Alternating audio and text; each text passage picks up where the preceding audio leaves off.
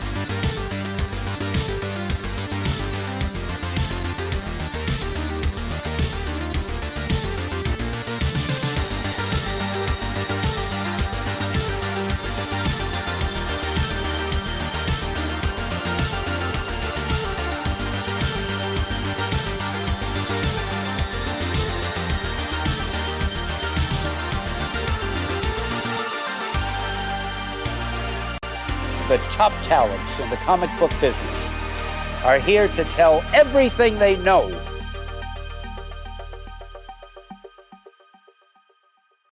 What is going on, everybody? Welcome to another Tuesday night, which means another Industry of Comics. This is episode 34 of IOC, and we have a special show tonight about subliminal messaging in the comic book industry, which is very interesting because, you know, people think of subliminal messages and they think like hidden messages and all kinds of stuff like that in comics, which there is a rich history of that. Things like Alex Ross and you know, Joe Madureira and Ethan Van Sciver putting things in the back of comics, and of course there's plenty other ones, if I can get this to work correctly. X-Men Gold, that artist snuck a bunch of stuff in and got fired for it.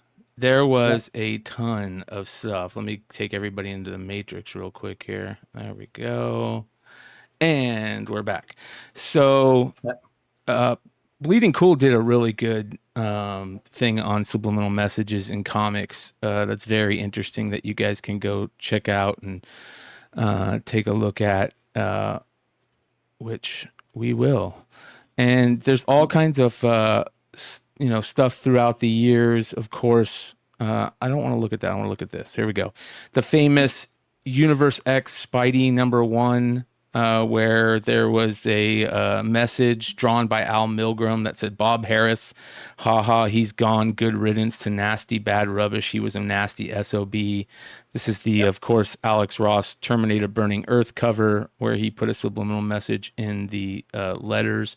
His first ever series he ever worked on. Simone Bianchi. This was actually kind of cool because this is like a 1 in, I think, 5 or 1 in 10 ratio too, and it had a secret message in the background alerting people that he was going to take over regular Wolverine on issue 50, I think it was. Yeah, I think it's in the bottom right knee somewhere. Yeah, but it starts with the Simone Bianchi up there. Yeah. So I think it's right here somewhere. Yeah, right. Hard to read. Yeah. Yep. But that one was a good one. This is the Joe Madureira one, where he just kept on putting Roger Cruz swipes again in places because Roger Cruz was swiping art. Of course, this is the famous Ethan Van Sciver one, where he put sex in multiple panels in the background. They found it in most of them. But there's a lot of good ones throughout the years that are fun. Of course, the famous Todd McFarlane one, where he did two things. He would put a spider, he would hide a spider or multiple spiders on the front cover, depending on the number circled behind his name. And then on the interior of Spider-Man, he would hide Felix the cat in art in the interior. And this is a great story because he met someone suffering from post-traumatic stress, and they carried around a Felix the cat doll. So he would remind her, or him, hey, and he would hide him in there. So Nick from Key Collector has a really, really good, Key Collector is just such a great app for all these different lists of these type of books. So there's plenty of them. Go back to the Mysterio McFarlane. What's the subliminal in that? Oh, he just explains the spider thing, where depending on the... Because I actually color-matic of that issue, and I had Todd sign it. It's the one with the overlay of, where they're going to put the colors, etc. Yeah. Sure. So a lot of stuff. But you know what, you guys? We're not going to talk about that tonight. We're going to take it a different angle. And I don't know. I'm not the one spilling all the tea here. I'm blaming these guys, right? Yeah. And there is subliminal messaging in how the comic book industry obviously sells you things, gets you excited in things, but there's also subliminal messaging in how your local retailer does things. And this is either going to make some people mad or make some people really happy because they might not know some of these ideas and free cornbread that they can do to make their shops or their business run better. and it's all over the store, the way you guys do things, which is very interesting. And I hope that you guys remember all the information you guys were just bouncing off each other in our phone call the other day or today, because I don't. So you guys are going to have to pull out your photographic memory for this one. Yeah, what's interesting about subliminal messaging started in 1943 with Daffy Duck shows. That's where subliminal messaging was first started, with buying bonds, and they would hide the message of buying bonds. He would spin a Statue of Liberty, but inside it would say, buy bonds, but you didn't actually see it, but your eyes actually were taking it in. Movie theaters, I think in 1963, started putting subliminal messages in the previews of other movies of buying popcorn, buying Coke, and they would just flash it, and they're trying to flash it to you in these tenths of a second. During the 80s and 90s, it was used tremendously in your shopping habits in comic book stores. That was really, or not comic book stores, grocery stores and department stores. In some countries, it's actually outlawed. Canada, there's a lot of subliminal messaging you cannot do. It is illegal. In the United States, there are cases, the Judas Priest case. There's a lot of cases throughout history where there has been banning of certain things, right? But when it comes to comic books, a lot of it is color coding, and the color coding they put on their covers, right? And if I tell you a certain color and you go into your store's wall next week or next time you go in, you're going to see a specific cover used almost on every cover, which is blue and purple. Those are buying powers. Those are colors that make you confident to buy something. So when you go back in, you're going to see, even on that list, if you saw a lot of shades of blue and a lot of shades of purple. Me and Dennis use it in our daily functions, just in the stores itself.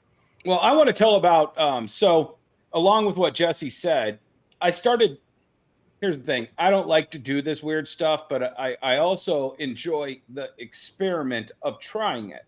So I'm going to give a little 3-step evolution that I did.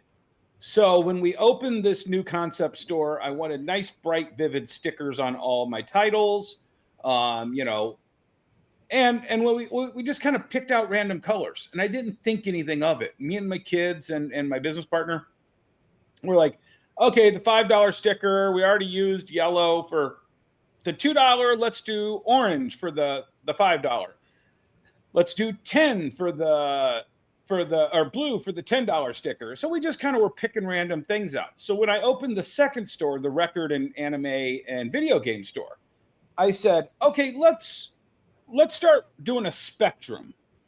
So 1 through 4 was white, 5 through 9 is yellow, 10 through 15, 10, 12, and 15 are going to be blue.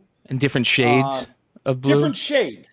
And then red, we're going to use like a pink color for the 20 as kind of a signal that this is the stuff that should be secured. It's more expensive. Employees, make sure this just isn't sitting out. These are more expensive.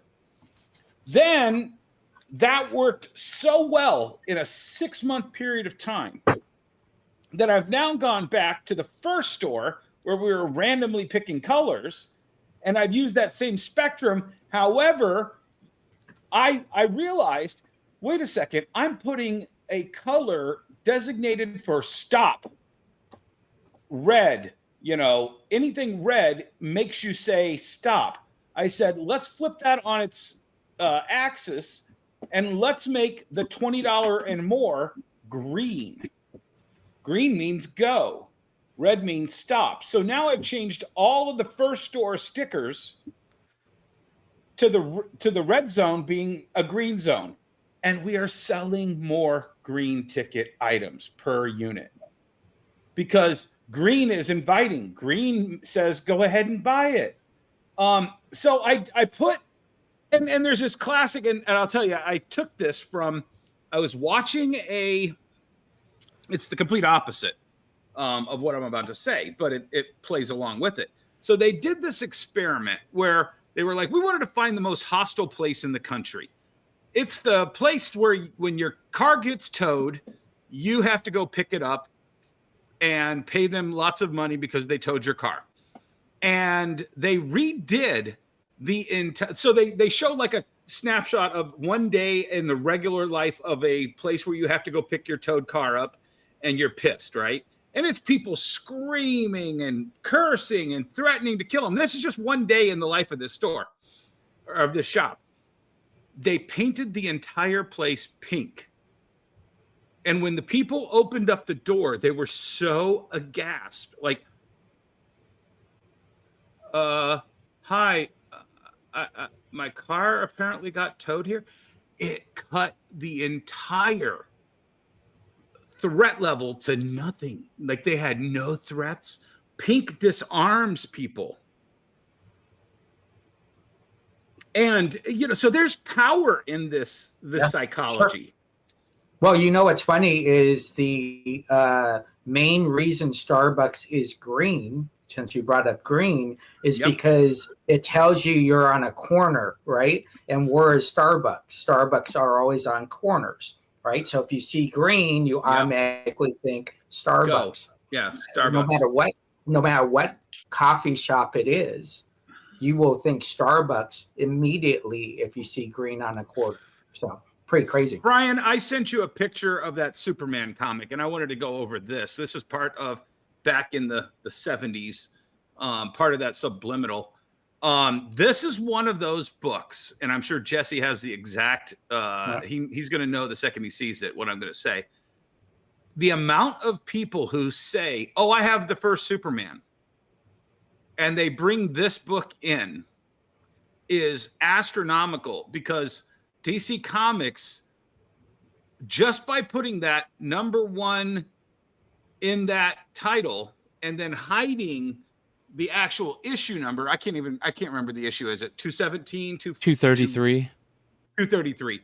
By burying that little there and putting number one, people think this is the first Superman.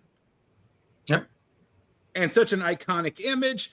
It's just one of those things that the industry has been playing with these iconic little symbols and whatever for a long time, and people fall for it every time. Yeah. Yeah. And I think it becomes basic habit. So if you fall into the blue and purple trap, right, where you see something purple and you're always buying purple books off the displays, then it becomes habit, right? We're always looking for pattern of life in the comic book store. We're watching for patterns of life. What is Bryan's pattern of life when he comes into the store, and what does he buy? What do I know to pull out of the corner? What brand is he looking at? So me and Dennis were going back about what is more important, alphabetical order on the new issue stand or publisher on the stand. We do the opposite of each other, right? And there's many reasons for it.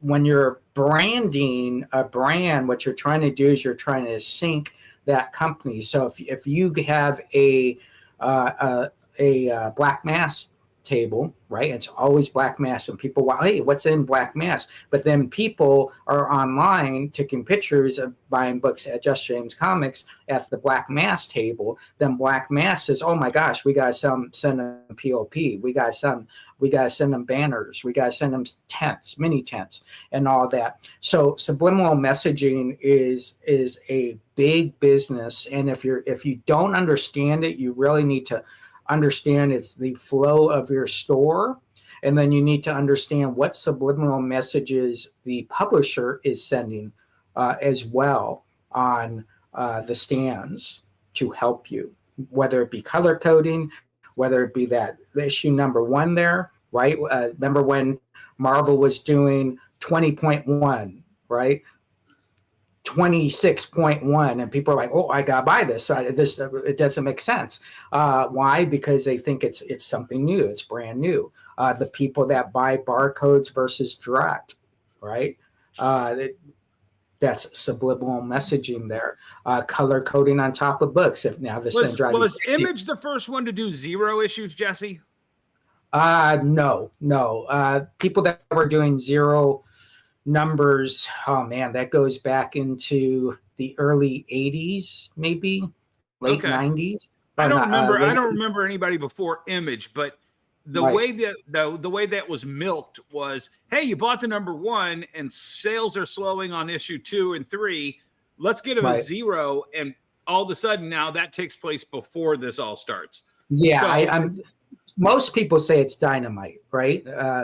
Most people say it's Dynamite who did it in, oh my gosh. Jesse, you were right to begin with. It's 1983 and Albedo. Okay.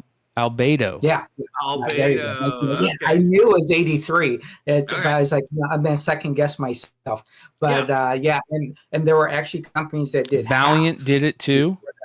With Man Harris of War. did some halves. I know Harris did some halves. Yeah, halves. London Knights. Wizard, of course, came up with the halves as well. A ton of halves. Right. So Subliminal is messaging as far as numerical goes.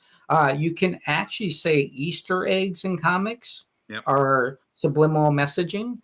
For example, I pulled up a couple of my exclusives. If you ever do any of my exclusives, can you see that? So there's a subliminal message in there. And if you might see it, it's on the menu. And you can order the Just James Comics cheeseburger, right? Or on this one, if you look, there's a subliminal message actually right in front of you. And most of you won't even see it, but it's the little flag on the cheeseburger. Right. So every single one of my 420 books actually has a subliminal message to let you know it's Jesse James Comics without actually putting the Jesse James Comics logo on it. So. Yeah, that shit's interesting to me. Talk about how you set up a store too. Is there subliminal messages? Let's go back to Jesse started it, and I want to explain. So the different ways to do it. A lot of retailers put all the Marvels together. And that way, the people who only read Marvel have one section to go to. People who only read DC, and it's very tribal in the customer base. It really is. There are people who will never look. I had a customer contact me back in 1996 when I was selling toys on internet chat groups, and he was like, "Can you tell me what Transformers you have?" And I used to have an inventory sheet because we didn't have that many, so I just put it in a spreadsheet and print it out. And I start reading it off in alphabetical. Well, we have, aerial bots. We have this. We have no, just the Decepticons, because the Autobots are too long-winded.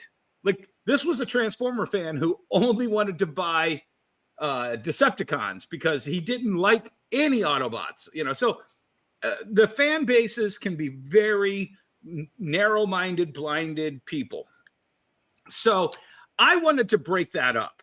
I said, let's put all the comics in. At one time, we had a new wall of, I want to say 75 books, last week's wall of 75 books, and then we had a 600 spot wall for everything going back, 4 or 5 months. Everything would rotate. New books would then shift over to the last week's books. Last week's would then go over to the main stacks. And I wanted to force the people who only read Marvel or DC, and there were people who only read Image or whatever.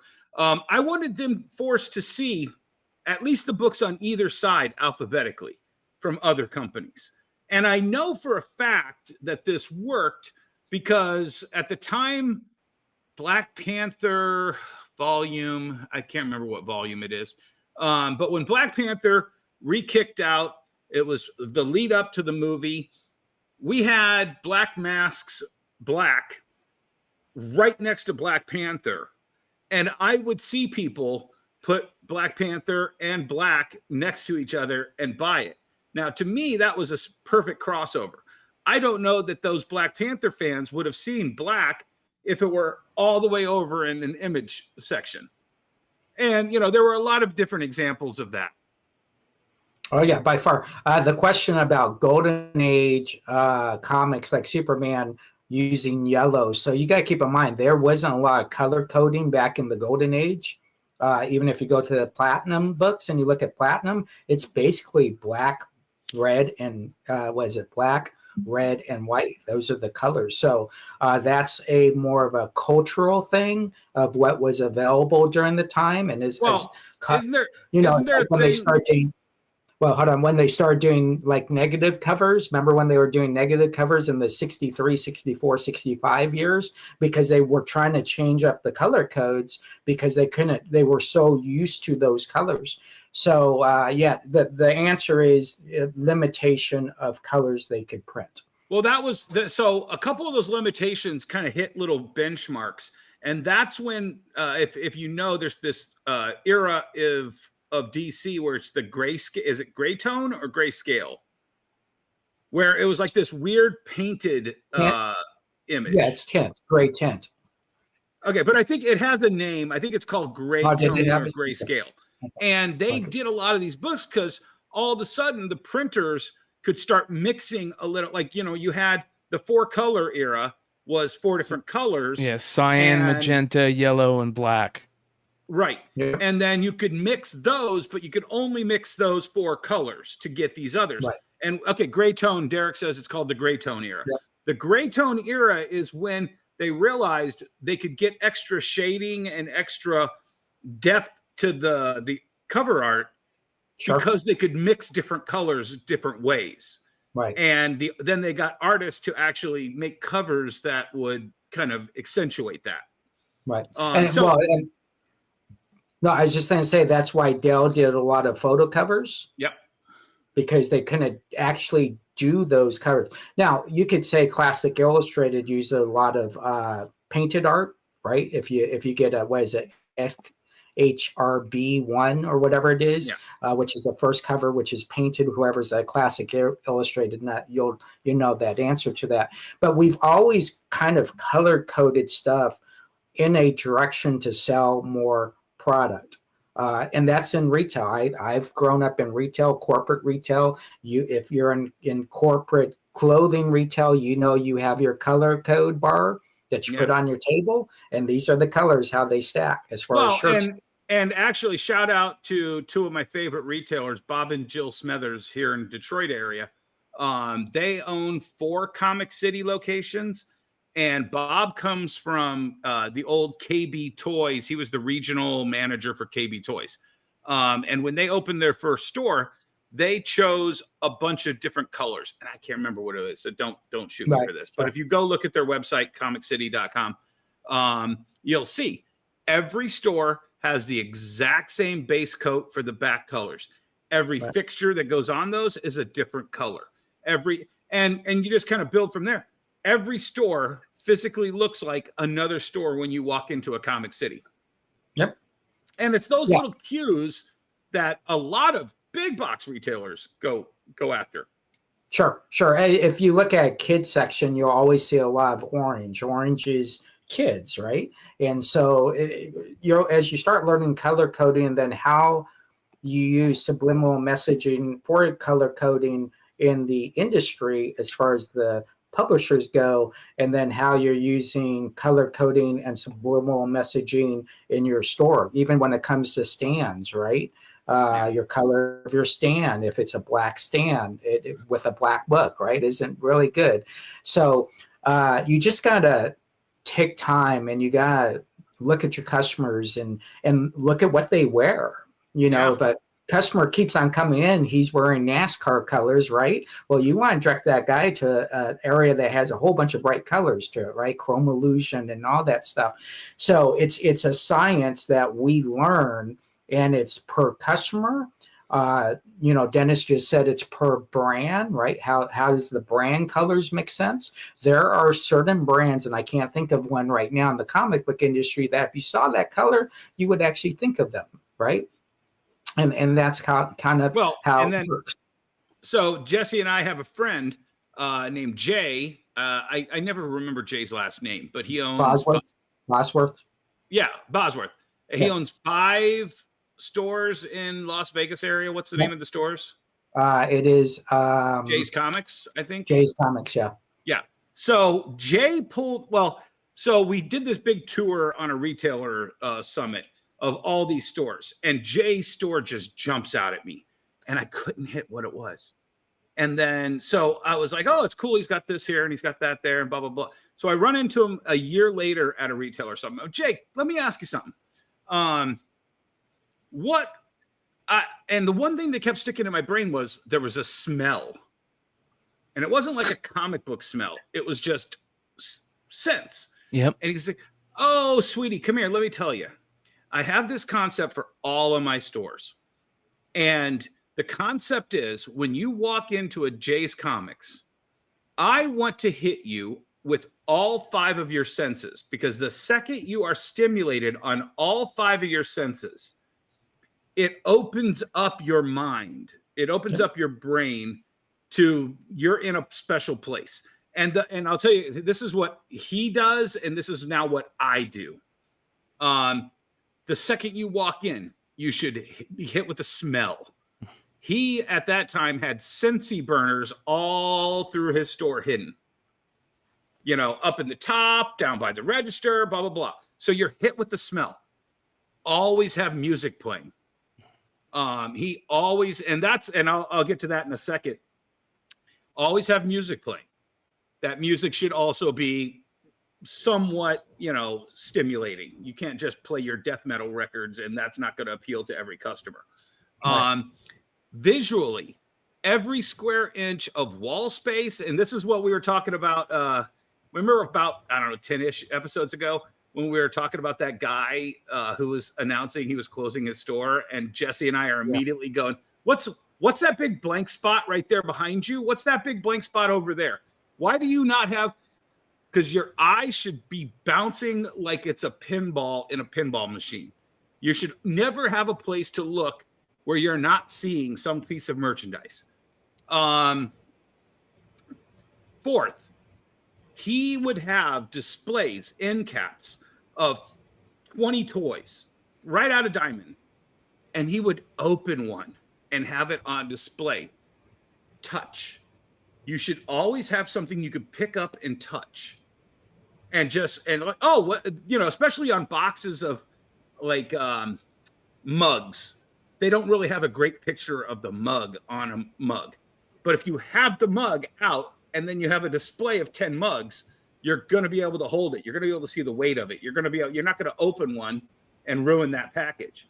And then, what's the fifth? Oh, and he had a candy dish for little, Tootsie Rolls, whatever. So now I do all 5 of those in my mall store. And it is game changer, because every customer, not every customer, at least 1 in 3 customers that walks into that store will comment about one of the things that I have implemented from that 5. They'll be like, oh, free candy. Yep. And you'll see them, they'll be walking around sucking on their dum-dum. But, I really like that you have free candy. Oh, what's this song? Oh, God, I haven't heard this song in forever.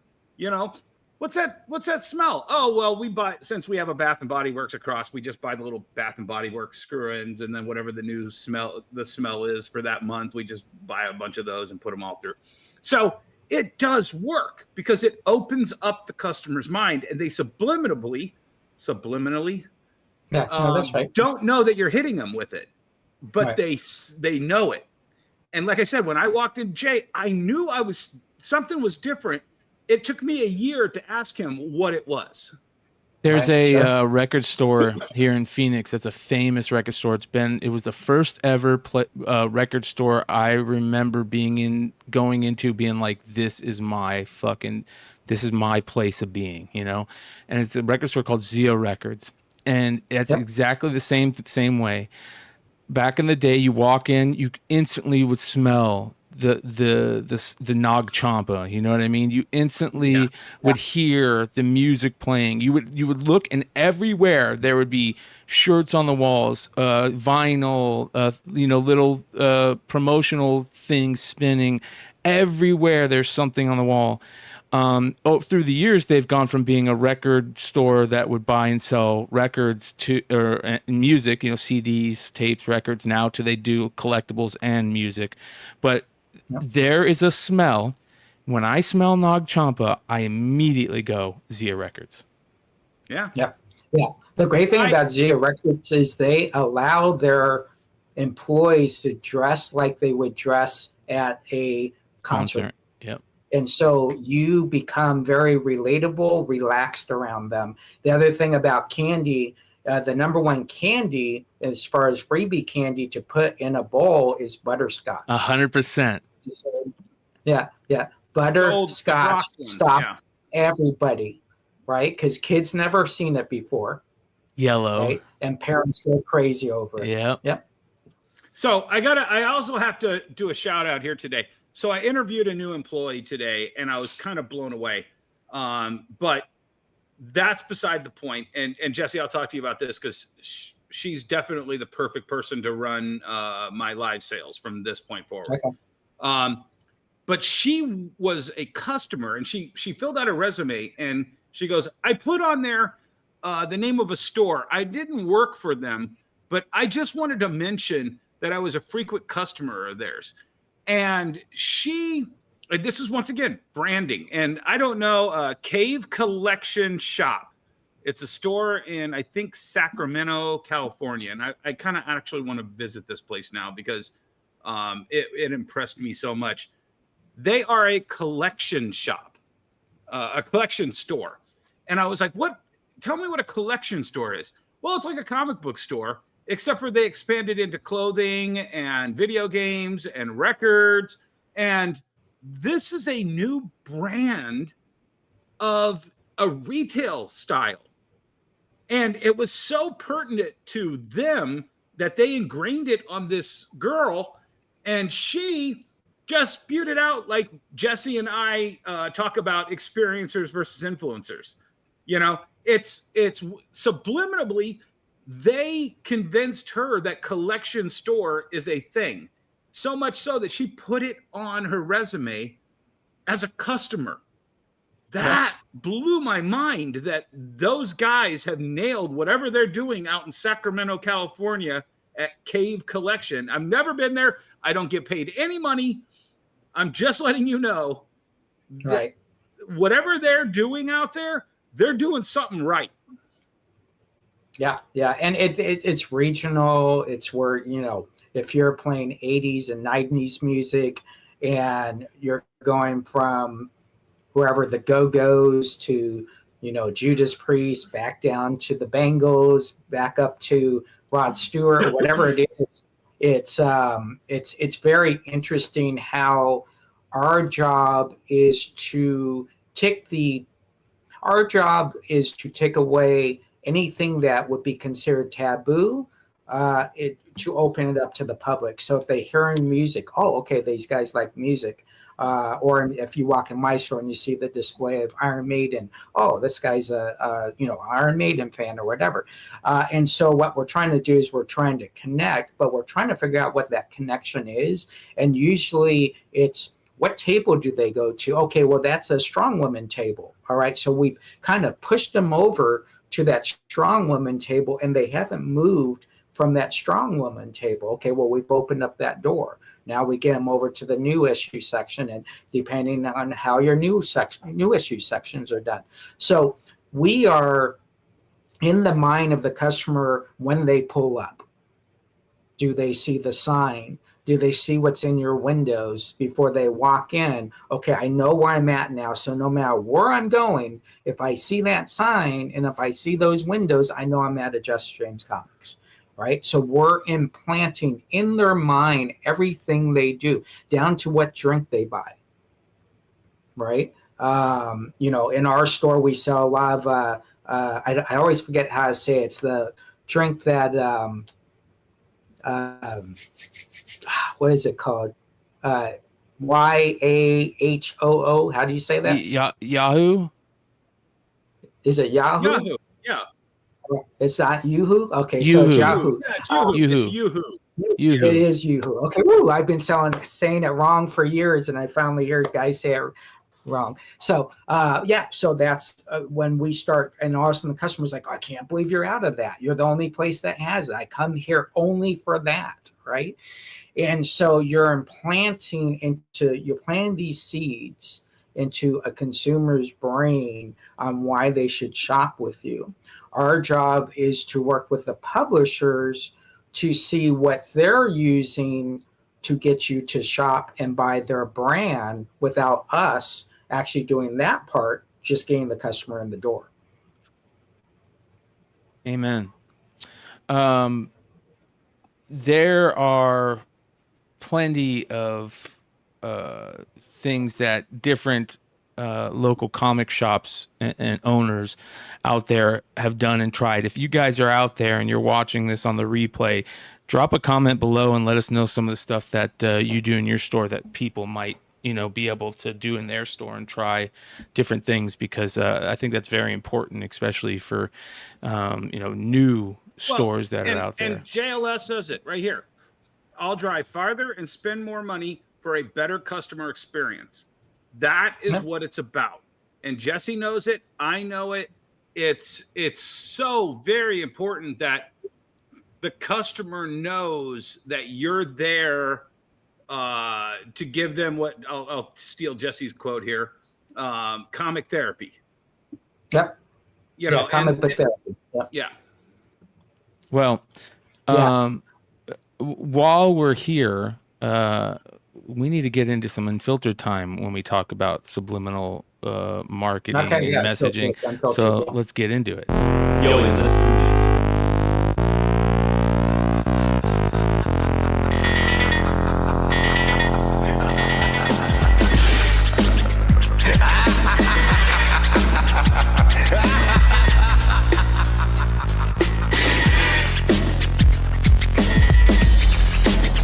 Valuable commodity I know of is information. Wouldn't you agree? One of the things that whenever I think about comic books and subliminal messaging that's a little bit more unfiltered is the fact that anytime that you see a World War II book, Captain America, the Uncle Sam military books, they're punching Hitler. Right? Captain America's always punching Hitler. Here's a perfect quote by Jack Kirby. He says, "The only real politics I knew was that if a guy liked Hitler, I'd beat the stuffing out of him, and that would be it." And every time you look at those old, somebody's punching Hitler, right? It became a meme, punch a Nazi, right? Yeah. And all those books became collectible. You have people that collect all those books where they have the Axis powers leaders always drawn in racist undertones, very racist, in some regards. Yep. And they're always being either embarrassed, made fun of, punched, and that's propaganda at its finest, and it was huge in comic books, absolutely massive. Fascinating part of the culture and collecting. Everybody that is a fan of Beyond Wednesdays for a long time know that I love to collect Uncle Sam homages, and I collect Uncle Sam stuff. The whole I want you to join the United States Army or whatever. Is such an amazing. Didn't he start out as a pre-war? Who? Uncle Sam? Uncle Sam. 1917, World War I. Yeah. But I mean, it was just so carried over that it was the symbol for World War II as well. Yes. Right. Yeah. And I think when you buy it, you feel patriotic, right? Yeah. I gotta buy this. I feel patriotic, and there are so many ways that you can look at that era. The Nazis, or buying bonds, or time, and then to subvert it too, because Alex Ross took that Uncle Sam imagery and said, "I don't like our country. Uncle Sam's going to roll his sleeves up and do something else." Yes, sure. So it can also be spun on that as well. Yes. And that's, one of the things when you look at B-52 bombers, they always put ladies on their planes, right? They would pick a lady and because they didn't want it to be looked at as a beast that was killing people. No, it's this Memphis Belle, right? Yeah. It's this chick, right? Yeah. And so again, the way that exactly, the way that we sell stuff. But well, that's a great example, Jesse, about how we, in our heads, a lot of the times, like the things that we love, we give a female connotation to. You know, like, oh, that's my baby. I got to take care of her. Baby, hold together. Yeah. Han Solo, Millennium Falcon. Yeah. Yeah. Exactly. And so there's this thing that we're trying to figure out, what are we selling? Because you could be selling something, you could be selling a brand, or you can be selling yourself, right? Yeah. And so the person's trying to decide, why am I opening up my wallet for this person? How do I make this person feel comfortable? Well, I got to figure out what makes him happy, right? And then I start subliminally playing the 80s music or talking about NFL during the time that I'm selling comic books, right? And most of the time, when you start getting to those phases, you rarely talk about comics, right? The biggest subliminal thing in a comic book store is laying out a short box somewhere where it's not supposed to be. That is the most biggest subliminal thing, because what do collectors do? Well, what's in that box over there? Yep. Right? That is such a great point. Yeah. Go ahead and look at it. Yeah. Are you sure it's okay that I look? Go ahead, look through that box, right? And so it's this constant ebb and flow of learning stuff. What do a lot of stores do that I, to this day, will never do? And Dennis, I don't know if you do this. I just hate this idea of stamping the back of a backboard. Oh, yeah. Right? Yeah. To me, okay, so let me, go ahead.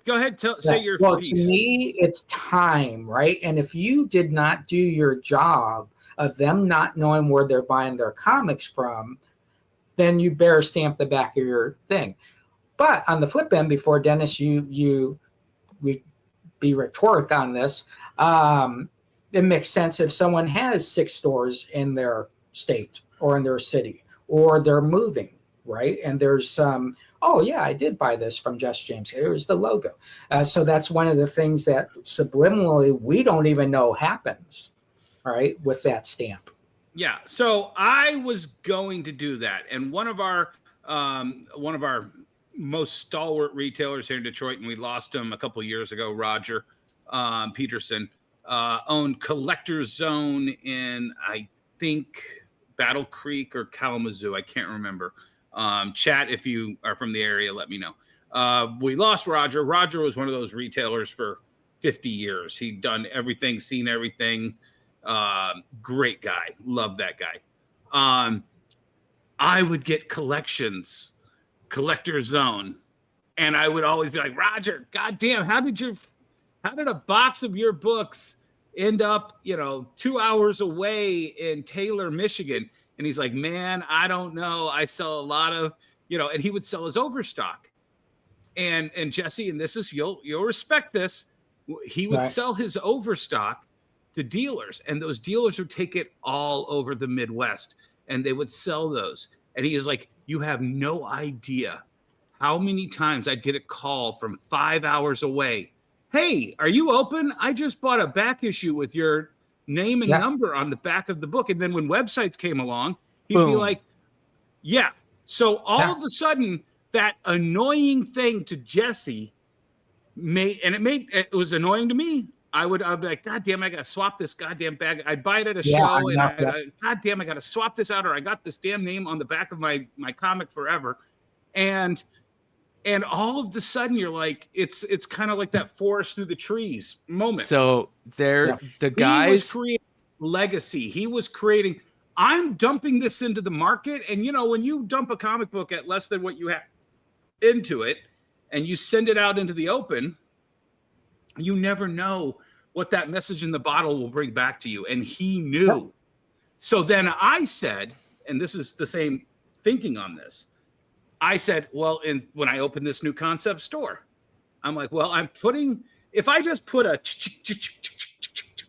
and even if I put like a little Wonderworld Comics phone number or website, whatever on that, but by putting that giant bold sticker, and I think it's like a 1.5-inch sticker or one, whatever, color, Wonderworld Comics, the phone number, Mall of Monroe, whatever we have on there. That is me doing that same thing. Now they might swap it out. It may be gone, whatever, but just in the 2 years I've been using this sticker system, I'm getting collections that weren't bought from me, but my comics are ending up in them with these stickers on it. Yeah.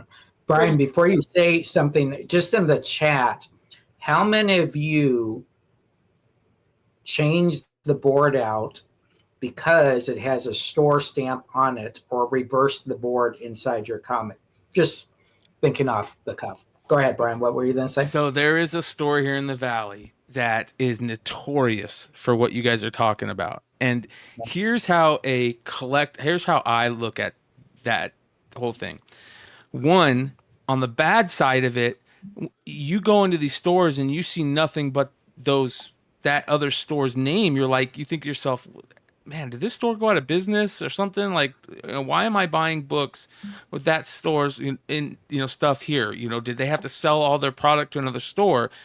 And then, but on the good part of it, Dennis hit it on the head. The people who find those honey holes, one of the ways back in the day that was so easy to find good honey holes, you would find one of those in a collection you would buy from a different state, and you would look online to see if they had a website. And if they had a website and they kept it update and they would put stuff up there, you could find really good cheap spec on those websites, and they were a virtual honey hole. And people found virtual honey holes that way.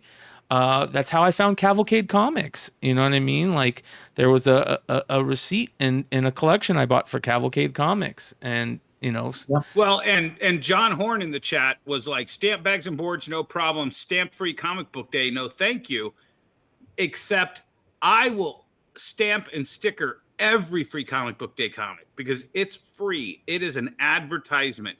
It serves no purpose for me spending. And I don't know if you know this, John, but every comic book you've ever gotten for free costs that retailer between 25 and 50 cents a piece. So if I'm going to buy that as a promotional tool, it has to be a promotional tool. I've only rarely given away comics because I think we ran out one year because we were so overwhelmed that I just grabbed an old box and just started handing them out. And that old box had Ultimate Fallout 4s that I got for BOGO unstamped, and I handed out probably a long box of like 400 of them. Yeah, it happens. Yep. So, it's when I look at that opportunity, that little empty box on there. Yeah, sure. I would always keep and make sets for my best customers. Spend $100 on free comic book day and you'll get a set of unstamped. But also being said, if you're coming in and I give you 5 for adults and 10 for kids, I want you to see that Wonderworld logo and our phone number every time you flip through that collection. Right. But the thing is, and I don't want to get too far off from subliminal messaging, is it depends on how social your store is, right? So if you're a social store and you're just in front of your customers 24/7, 7 days a week, why would you have to do that stamp, right? And that's through what I'm talking about, gathering emails, pull box holders, FCBDs, right? Can you rewind that, Jesse? Explain what you were saying. So what I was saying is, if you're socially talking to your customers 7 days a week, whatever you're talking about, it could be about NFL. I sent pictures of Bryan with my cat, whatever you're doing. If you're keeping up with your customer base, then that stamp might not be as relevant to your customer base, but it might be relevant to new customers. Right. Well, here's the thing. So a lot of people don't realize this. There are customers, I'll use finger quotes, that you will only see once a year on Free Comic Book Day. Yep.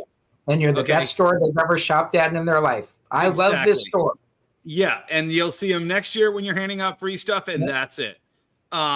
You'll get, this is also the opportunity to get your rival store who only bought, let's just throw out numbers here. Let's say there were 60 free comic books that year, and they only bought the top 40 that they wanted to give away. And they didn't buy the Ed Piskor Red Room free comic book day because they didn't get it. They didn't buy the 2000 AD because they don't carry Judge Dredd stuff. And so I would always make sure I bought at least a sample of some of those books. I bought 10 of everything minimum. When your competition doesn't buy them and their customer has to come to you, you better have that stamp on there to remind them, your guy didn't have this. I did. So when you're going through your stack at the end of the day and you see that you bought or that you got this one for free, remember where you need to go to give the rest of your business on some week where they screw up. And that's an opportunity, an advertising opportunity. This is a good one from Three Rivers Comics. He says, I like to seed my dollar boxes at shows with books that are $5 to $20 that are hard to sell on eBay, but it really helps to pull the diggers in once the reputation gets out there. And he doesn't have a brick and mortar. That is a great point. If you're if you get labeled a great place to dig because you can find stuff like that, that word of mouth is gold in the comic book. Yep. Yeah, and the flip side to that is when you're too good. I'll tell you this story. So I was selling 250,000 comic books, and the word, I think Rich Johnson did a story that Dennis Barger selling all of his back stock, and I get a call like within an hour from Chuck Rosansky, and he's like, hey, can I come out and get first dibs on this? I was like, yeah, sure. Come on out. Chuck Rosansky from Mile High Comics. And he's looking through. He's like, oh, there's some good stuff in here. And we talked for about an hour, and he's just kind of flipping through boxes. And he goes, here's the problem, Dennis. You're too smart. I need to buy giant collections like this from dumb people who still have a lot of huge books in this. And I'm gonna probably figure out that there's not a lot of huge books in your overstock. So if you because you see the stuff that I pull out and I'm like, oh yeah, I have 20 of this book, or, when I pulled out my Wolverine ones because Joe Rubenstein was at the local show, I have 12 copies of it sitting on my wall. You're not going to find a Wolverine Frank Miller #1 in my overstock. That's going to be in the really good boxes. And Chuck Rosansky, after about an hour of talking to me, I was like, yeah, you're too smart, Dennis. You're not going to have the stuff I need to find in a collection like this. I was like, oh, okay, well. He goes, hey, I'm not disappointed. It's good talking to you, but boom, boom, boom. Yeah. So the flip side is Three Rivers. If you seed it, yeah, but I don't have the time to do that. And Chuck Rosansky knew that even if I seeded a few, he was not going to get the stuff he wanted out of mine. This is an interesting one, and I know a lot of collector or buyers that feel this way. They will not go through a long box or a short box if it's not priced. Oh yeah, well, I mean that's the age-old problem. I'll look this up at the register bullshit, and once you commit to it, just commit to it, man. It's not fucking worth it. Now, here's the thing: the difference is when I invite people to my warehouse, nothing is priced in my warehouse. The warehouse is where I store stuff. Yeah, but that's a different type of customer. Right. I think in general, customer. I've done some reviews on some stores across the nation. I've been to, close to 1,000 stores now in my lifetime, and stores that have that sign. This is the only thing I read in that sign. We're so off topic now, but that's okay. But it is. Hold on, it's a subliminal advertisement for people who know you're not going to get a deal from this guy unless he screws up. Yeah, Go ahead, exactly. And so I read those signs, and the only thing I read is, I am lazy. I don't have time to look up my books, so I'm going to use you to figure out what my key books are in my comics. That's how I read it, right? In my store, we actually have a sign that literally says, the price is the price. We do not change your prices. Yeah. So because people come in and they'll say, hey, you got this book for $5. How much is it? $5. You don't change the prices at the counter? No. Jesse, I think I know the answer to this because I've been in your dollar room, your dollar box room. Three Rivers, this other thing I like to do is bag and board and alphabetize my dollar bins. I find folks buy whole runs then. Yeah. Is that too labor intensive for you? Because your old dollar room was just a grab ass. Yeah. Yeah, I think here's now again, he doesn't have a brick and mortar, so he's using a different form to sell. I thought he did have a brick and mortar. I thought he said he didn't. Do you have a brick and mortar? No, it says I don't have a brick and mortar. Okay, yeah. And so what happens is if you put your Amazing Spider-Man where Amazing Spider-Man says it's supposed to be, guess where people go? They go to the Amazing Spider-Man. They don't go to the other 25 boxes. Yeah. And so what you have to do is you have to be able to spread that. Hey, where are the Amazing Spider-Man? Oh, man, there's 25 boxes there. It's spread out through. And what happens is they get to the counter. They have their 5 Spider-Mans, but they have 25 other books. Right. Oh, my gosh, I can't. I've been looking for this or whatever it is. So when you're directional selling in a comic book store, it's a little bit different when you have a brick and mortar because the dollar section is to draw people in so that they buy other stuff in the store, right? If you're paying stuff in alphabetical order, you're actually saying, listen, I want this guy to come in. I want to buy all 30 Amazing Spider-Mans because they're right there. But they might not look throughout the rest of the store. So it's two schools of thoughts. In all these stores that I've gone through that have been dollar rooms, I have not seen a dollar room, and I've been to every state at every comic book store, not every state, but in every state, so different regions. I've never seen one in order, right? I think that is labor intensive. I think, that's how a Max Comics ends up in the Amazing Spider-Man section, right? And so how much time do you want to go through and fixing it? When you don't have a brick and mortar, a little bit different, though. But see, I flipped that entire paradigm around. I have hated dollar boxes for my entirety of retail. I think it trains the customer to wait for it to get clearanced. I save the dollar box experience for conventions. You're dumping the product outside of where you eat, the way I look at it. Now with the way I do with the news store, I have $0 boxes because I'm selling the dollar box comics for $2 3 for $5 and $5 3 for $10. So instead of having a $2 box, because I've seen some of the retailers lately, they have a $1 box, they have a $2 box, they have a $5 box, they have a weird color coded system for what's in the $2 and what's in the $1, and they put little stick. I'm like, no, I'm not about that anymore. So I've changed that way of looking at those, what people call dollar box comics, and I rack them full faced alphabetically, but I'm bagging and boarding every one of them, adding 20 cents worth of labor to every comic book. I put that full color sticker on that. I think we're paying 4 cents a piece for those round stickers.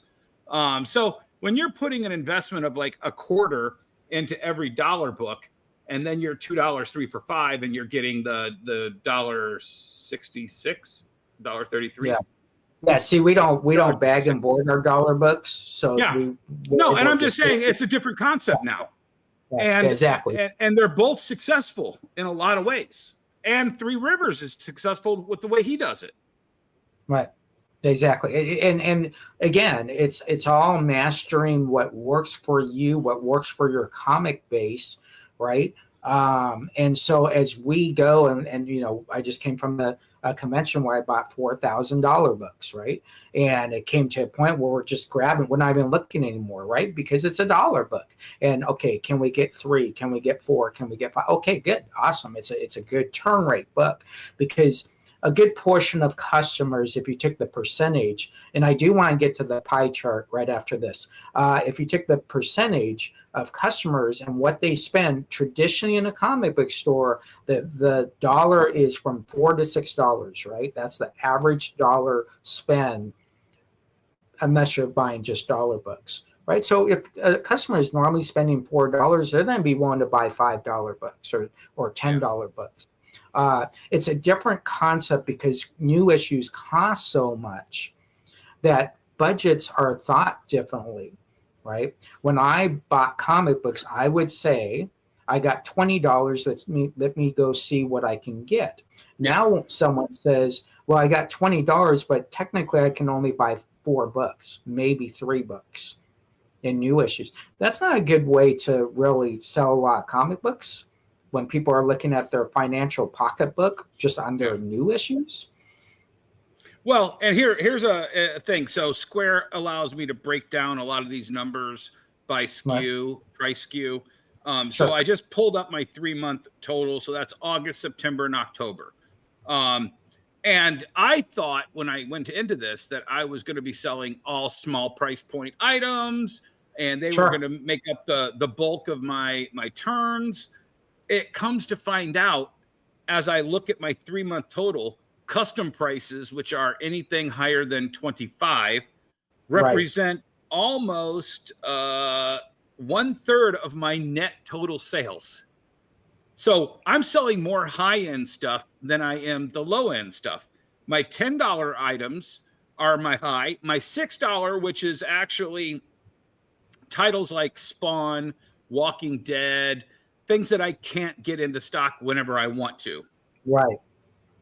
That's my 4th highest SKU. So I thought I was going to be selling $2 and $5 books at 3 for $10.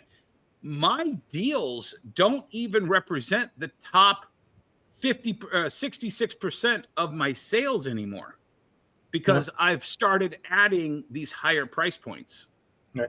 So here's a prime example. Obviously, I can't show you this. So last year, I sold $175,000 in dollar books. All right. Do you know what my margins are on 175 in the dollar section?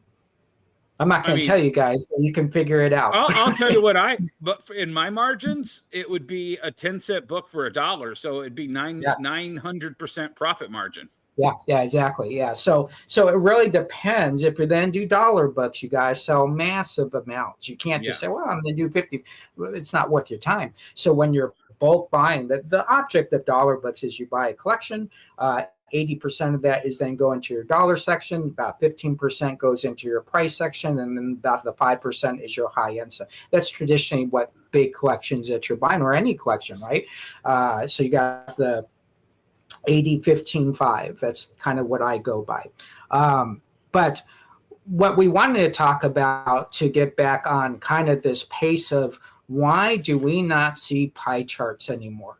Yep. Yeah. And we got into some really deep shit when we were talking about this, and we're going to get deeper into it right now. Do you have a pie chart to show? Are you asking me? Were you not you said you were going to find a pie chart. Holy cow. You just said, why don't we see them anymore? They're not out there. You can't find them. You know, what you can find is there's Comic Cron data, which is very iffy at best. Yeah, you have places like Cover Price, which does a great job. We're gonna get the Matt and John from Cover Price to come on maybe next week or the following week. I'll tell you what, they're the 2 guys that are doing the most for analytics right now. Yeah. You can go and get ICV2 information for past years, 2022 and 2023. They have some information that you can get for this stuff, but you know, for the most part, there are no analytics. Right. I have a pie chart here for you, Brian. I'm going to send it. it's really hard to find analytics on comic book data because so many comic books are sold where people don't keep those that information. Numbers. Yeah. Well, but here's the thing, and I hit on this in our discussion before the show. Is it possible? Let's just say you're DC Comics and you have gone. How often did this is 2015? Okay. Marvel was literally 1/3 of the entire pie chart. DC is about 1/4 of the entire pie chart, which is an 8% difference in market share. If you're DC Comics and the pandemic all of a sudden shows up and you're saying, and all of a sudden heads are rolling, Dan DiDio got fired right before that. That Pam Lilford, she took over and she's like, why is every one of these pie charts show DC is losing to Marvel? Can you make that pie chart go away? Well, yes, we can. We can actually take all of our comics out of Diamond so that it never shows up as smaller sales than Marvel. Yep. And after I had that revelation in our discussion, I can't get that out of my head. I wonder if that was really that. You can't say DC is selling less than Marvel if you can never put it on that pie chart again. Yep. Yeah, and I think the when I look at a pie chart, you use pie charts for a lot of different reasons, right? You use it for motivation, you use it for attainability, right? If you're at 8% and your company is 1% below IDW, it's attainable, right? It's no longer, because small companies don't look at the red. Small companies don't look at the blue. They're looking at the gray, yellow, light blue, green, and black. That's all they're looking at because they know they can't go from 1% to 36%. So they're not even using that part of the pie chart, right? So, you use it for hope, you use it for encouragement, you use it to kind of, sometimes if you're a leader that kind of likes to motivate your folks by beating them down a little bit and saying, well, look at the pie chart. Is that how you want to, do you want to be that green color there? Or do you want to be that gray? So let's focus on the gray. But what happens is why pie charts are used in any business. I'm not talking about comic books. I'm talking about everything in general. It tells you how to set your floor, right? So nationally, this is the pie chart. So you then do your red, you then do your blue, and then you then do outskirts of all those other colors on your floor, because that's what the pie chart is telling you. Your job is to figure out what. So if I look at that pie chart and I say, well, but Walking Dead actually out now, I'm going back in early 2012, 13, 14, 15, 16, Walking Dead is my number one selling book. So that pie chart is immaterial to me. Yeah. Because my number one book is Walking Dead. So when people come in, we need them to let them know that Walking Dead is the thing to buy. See, regardless if they collect Marvel or DC. This is a perfect example. They want you to buy into their pro thing to see their in-depth look into sales and stuff. So you have all these different companies that probably aren't going to give you the information you're looking for, but in order to see if it is, you gotta buy into it. Well, it's also you and I'm not casting any dispersions on anyone in this industry specifically. But you also have to ask how much of it has been Dianeticsed. And if you know what I'm talking about, the Church of Scientology published lots of millions of copies of this book, Dianetics. They put out these huge advertisements for Dianetics. Number one best-selling book. And when they would sell out at Borders back in the day, Borders would reorder it. And they would get cases of Dianetics with Barnes & Noble's price stickers on them from the publisher, because they were buying them up to pump their sales numbers up, and and not having to produce more of it, they would just reship the stuff they already bought.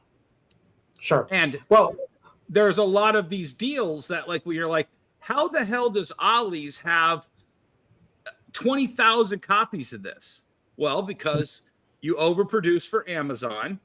You then get to say how many you produced, this record-breaking number of how many you produced, and then you see record-breaking numbers at Ollie's for 1/10 of what your selling price was. Yep. So there's DT I just want to ask DT a question. So you're using KPIs and pie charts, but how does that help you on turn rates and sell-throughs on an item that is not on your pie chart because it's so low? That's my question too. Go ahead, Bryan. There is a website that I love to show the difference between the hobbies, and just talk about things that we need. And it's called GemRate, and it's for the card hobby, right? And this site goes and looks at all the grading companies that grades cards and gives you all the analytics on it, right? Items graded yesterday, CGC 9.8 or SGC 9.8 thousand items, which is crazy because they've graded. Look how many more are CGC cards are grading and SGC is grading than PSA, right? That's crazy. Yeah, but that's slightly askew because PSA does them in such huge batches that if you open, I think they have that's yesterday. Yeah. But if you open that up to the 30-day. Oh, I got you. So PSA grading, let's see here. Trending players. I guess if I look at like monthly, let me look at monthly. Yeah, look at monthly. Let's see here. Universal search. Because PSA is still kicking everyone's ass with monthly totals. Okay, that makes sense.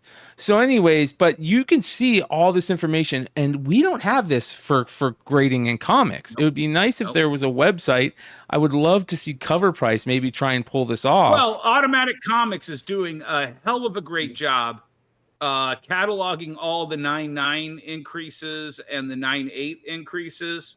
And the parity between those old numbers versus the new numbers. So shout out to Automatic Comics. I watch all your content. Yeah, there is Bryan. I'm going to send you the page that actually does that. I just have a mind blank of what it is, but there is a page that you can break down all that and do comparisons between all the collectibles. For instance, comic books, you would, as comic book fans, we're number one. I think we're number 7 as far as collectibles goes. Yeah. I think it's like, when it comes to what grading, as far as overall sales as a whole. Yeah, so it breaks it down by all those categories, and I believe we rank number 7. Obviously, does it include commodities on there like gold and silver, Jesse? No, it's not that type of stuff. Yeah. I'll get that for you guys, and we'll look at that next week when we'll get all the analytics. Well, let's look at it. Let's try to get the Cover Price guys on here, and let's look at it then. Yeah, exactly. And because, again, we're looking at stuff that the traditional comic book fan whose comic book day is probably a Wednesday picking up their books, reading their comics, and then they go through their week, right? They're not looking at analytics. They're not looking at turn rates. They're not looking at margins, sell-throughs, how many dollar books you sold, how many $10 books you sold, color codes, what type of music we listen to. But in our world, we have to know that, right? It's kind of a must. Here you go, Dennis. There you go. September 2024, PSA graded 1.2 million items. And the next closest competitor was SGC with 147,000. That's what I was trying to explain to you.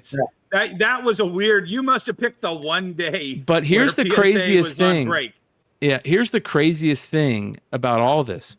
I think this is like the first year that the year over year and month over month is like in the negative. Yeah.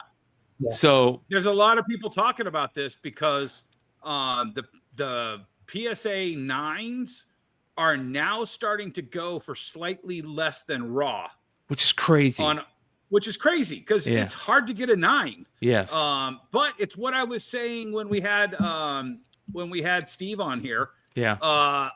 And Neo was over in the chat saying nobody wants a 9.5. I want a 9.5 because to me a 9 has so much room to be a 10. Yes. Any other place. Because a 9 is everything 9.5 and lower, or 9.4. So and lower. There's strategies out there of going and picking off all those 9s, PSA 9s and Beckett 9.5s, if they are cheaper than Raws, and just cracking them and see what your gem rate is on resubmitting and cracking 9s and 9.5s. In the card industry. That's what everybody is talking about with these 9.9s is people are buying 25 9.8s, cracking them, doing a little bit of pressing and touch-ups, and then sending them into CGC, and certain auction houses seem to be getting back 1, 2, 3 9.9s and the rest 9.8s. And basically they're seeing by doing this little bait and switcheroo thing, they're convincing people who want to be convinced and want to have this new fancy 9.9 grade out into circulation. They want it hitting the high numbers at auction houses. They're willing to give these extra 9.9s out now. Well, right. But wouldn't you think that's more of a marketing deal? So like we talked about, I forgot who was talking about putting $5 and $20 books in the dollar section, right? So the guy says, oh, I'm going to send in 25 books. And I know it's. If you're paying attention to Automatic Comics, shout out to Automatic Comics again. Oh, is the hurricane freezing you, Jesse? Am I frozen? No. You froze for a half a second. Yeah. No, but it does, but it's also destroying the 9.9. Take Wolverine 1, for instance. I want to say it was a 9K book when it was only one 9.9. Yep. And now the next to market went for 5 or 6, and the one after that went for 3 to 4. Rarity is king, and when you kill that rarity, the deception of rarity, it just destroys that price, destroys that market. Sure. Perception of rarity. Perception of rarity. But when you start watching the 9.8 shrinking down, all of a sudden you'll start seeing, and just like our Baltimore coverage, when we were talking to people about Baltimore, you're going to see less graded books being sold and more raw books being sold. And the amounts are going to be lower and lower every time. And if you watch, I think it was it Swaggle House this week was talking about key books that have gone way down in value. Yeah, his index is just doing this right now. So yeah, that's huge. Yeah, and Jesse and I didn't do that. Brian didn't do that. There's nothing that we influence whatsoever doing that. But what's doing that is all of this manipulation on the trusted science of comic book grading, destroying all trust in comic book pricing. Yep. CBN, it's TCG is the number one selling item as far as collectible. I mean, it just blows it away. Yeah. It's, Pokemon, Yu-Gi-Oh, Magic, Bandai. You mean my favorite product mix at my store, World Comics? Yeah. That I keep buying more and more of? Yeah. But so when they send in 25 cracked 9.8s, do they take those out of the system as well? No. Well, the rumor is no. I'm pretty sure they will if you send those back to them. If you send those. But Brian, would you send a 9.8 label in hopes that you're getting a 9.9? I mean, maybe the big auction houses that have the secret deals do. They should pay. Red Hood made a comment about that. He said they should give you credit for every label you send back. You should get a $1 credit or a $5 credit, and it would give people a reason to send those back. And then you could fix your index, right? Yeah. But the problem is with you got all these new graders. There's other parts of the index, like you have to add them to that index. So if cover price can do that, man, what a game changer that would be. And like you said, Jesse, there might be places that are already doing this, and we just don't know about it. I just don't know about it. So if the number was, let's just, and I'm just going to throw out spitballs here. Let's say there were 1,000 9.8 Wolverine 1 Frank Millers, okay, and a giant auction house, Smith's Auction, bought up 25 or 50 of those. Let's just say they bought up 50 of those, and they made they cracked out the 9/8. Okay, you know what? Let's touch up a little bit here. They might have missed that, or maybe it reverted a little bit in the 10 years it's been graded 9/8. And now we're going to send 2 submissions of 25 Wolverine 1s each to get graded. And all of a sudden, 3 9/9s come out of that, and 22 9/8s come out of that. And then the other submission, let's say it's 2 9.9s and 23. That new number is going to be 1,047, if I did my math. No, 1,045 of 9/8s, and the 5 9/9s are going to be in that mix. When in fact, 50 of those came out of the 1,000. So it should be 950. It should have come down to 950 and then add the 47, and there should be 995 9/8s, because you're just recycling those 9/8s to get a 9/9. But nobody's counting those out of the system. Yeah, you're right. A majority of those are not being counted out of the system. No. So, but then that dilutes everything. It really does, because now it's 1,045 9/8s, but the 399s bring the price of the 9/8s down, plus the increase in population of the 9/9s makes it less valuable to have a 9/8. Or so it's a snake eating itself, and it's slowly making Emmett right about everything he said about graded comic books. Yeah. Yep. And we're seeing collectors start to move away from graded comic books. Well, and then think about how many 9/6s, like let's just say in that same number, 1,000 number 1 9/8s, there probably is 2,000 9/6s. How many of those 9/6s have been cracked and pressed by professionals and became 9/8s? Yeah. So that number moves up without bringing that other number down. And that's one of the serious problems with cracking and pressing and resubmitting. Ken has a great comment. He says CGC is watering down their own brand with these 9/9s. Yes. We said it the second that Devenger 9/9 newsstand interview happened, and we're like, and everybody was like, dude, you will kill your market over this bullshit. And they went right in and started doing it when everybody said, oh, they're not going to do it. Yep, they did it. Yeah. Because I don't do graded books, so you guys will know that you'll know a little bit about this. How many customers do you think grade books for their collection, and that is just it? There's no financial gain. The grade is the grade. I actually have a couple customers that do that. They do not care. That they just want to encapsulate and secure that book the way it is in their collection. But it's less than 10%. I'd say maybe 5% of my customers grade for storage purposes rather than resale. Most of them either want to resale at some point, and they just want to get culminate that collection so that when they sell. Brian, do you remember on Whatnot back 3 years ago when there was this guy who was the king? They called him the king. I can't remember what it was. Oh, the king is here. He only buys 9/8. Let the king buy. Do you remember who I'm talking about? I remember there was a couple whales like that were like that. Yeah. But then the king started selling all those 9/8s.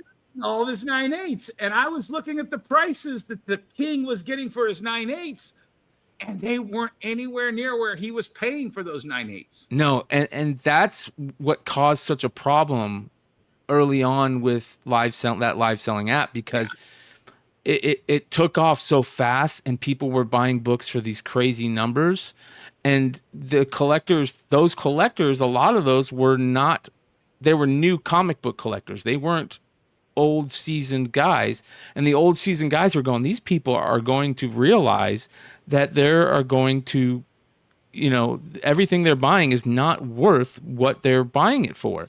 And that happened. And I think Whatnot had to figure that out through beta, and which I believe they have. I really think that they have. That has all changed so much on that app, where I used to be able to go grab any random short box in my comic room, take it into into this room and put it on Whatnot and get $2,000 at least. You know what I mean? Yeah. Like, that's how crazy Whatnot was in the beginning.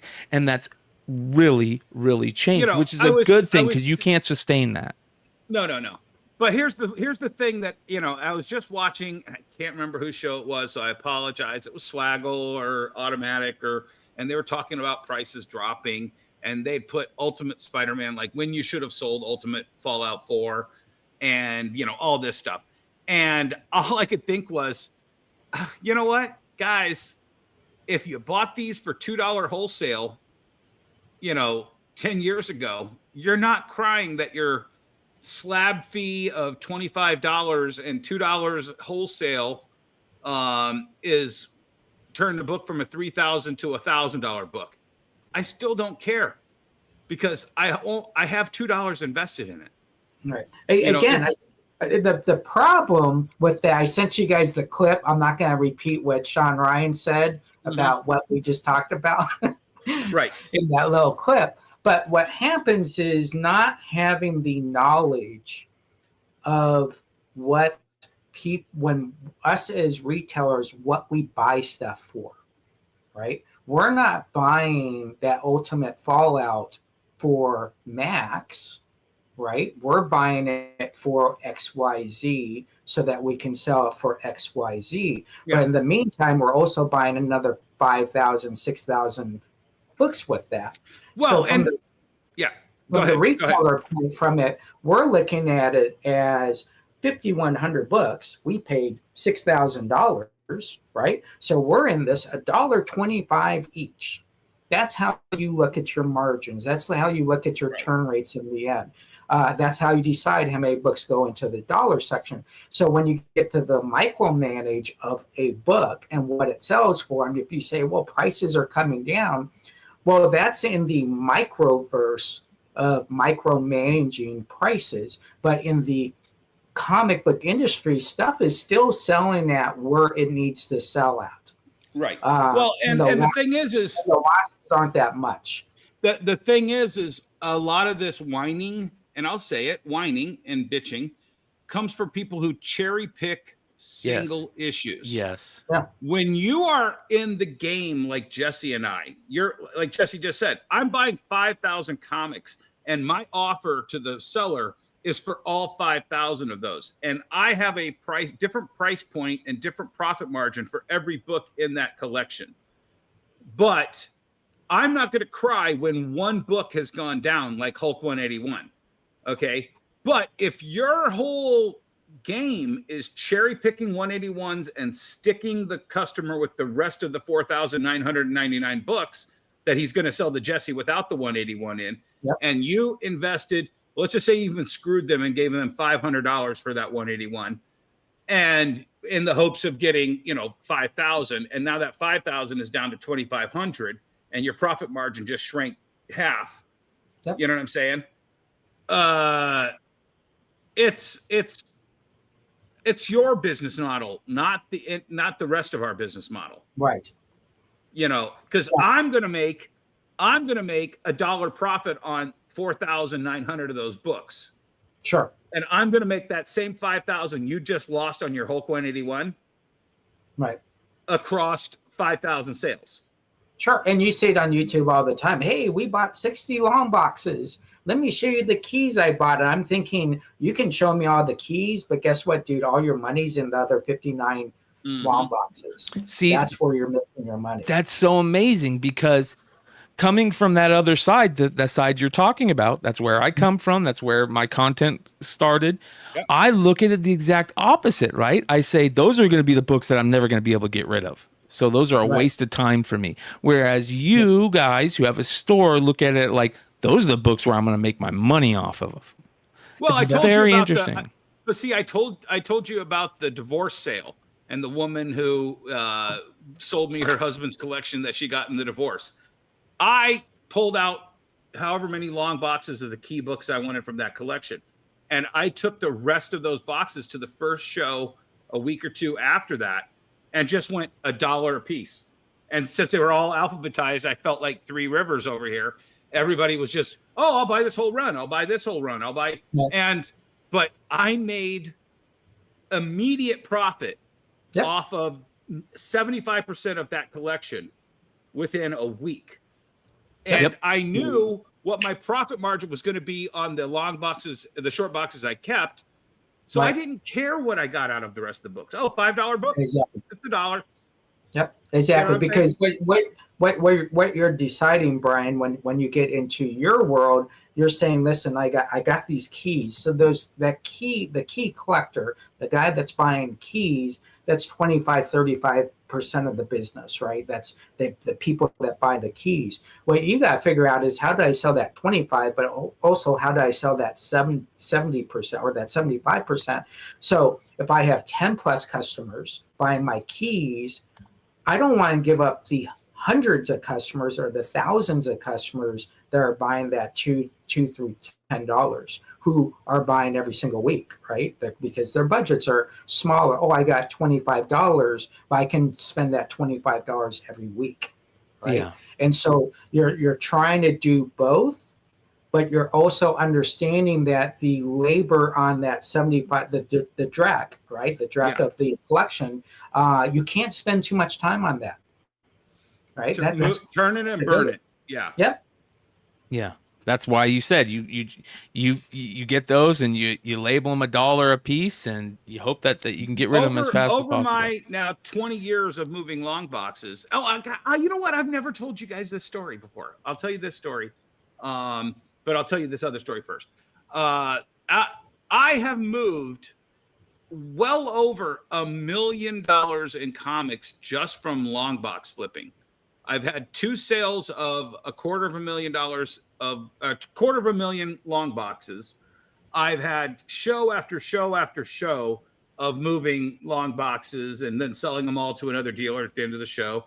I've sold over 1 million comic books as just me getting rid of stuff that I didn't need at the time to save storage, to cash flow, etc. That's one of the problems is a lot of these guys, like the Koch brothers warehouse in New York. Dude, how many Mike Cabanero shows could they have just taken 50 long boxes to over the last 20 years and not had a warehouse full of cat piss and looking up books to fuck around with? Right.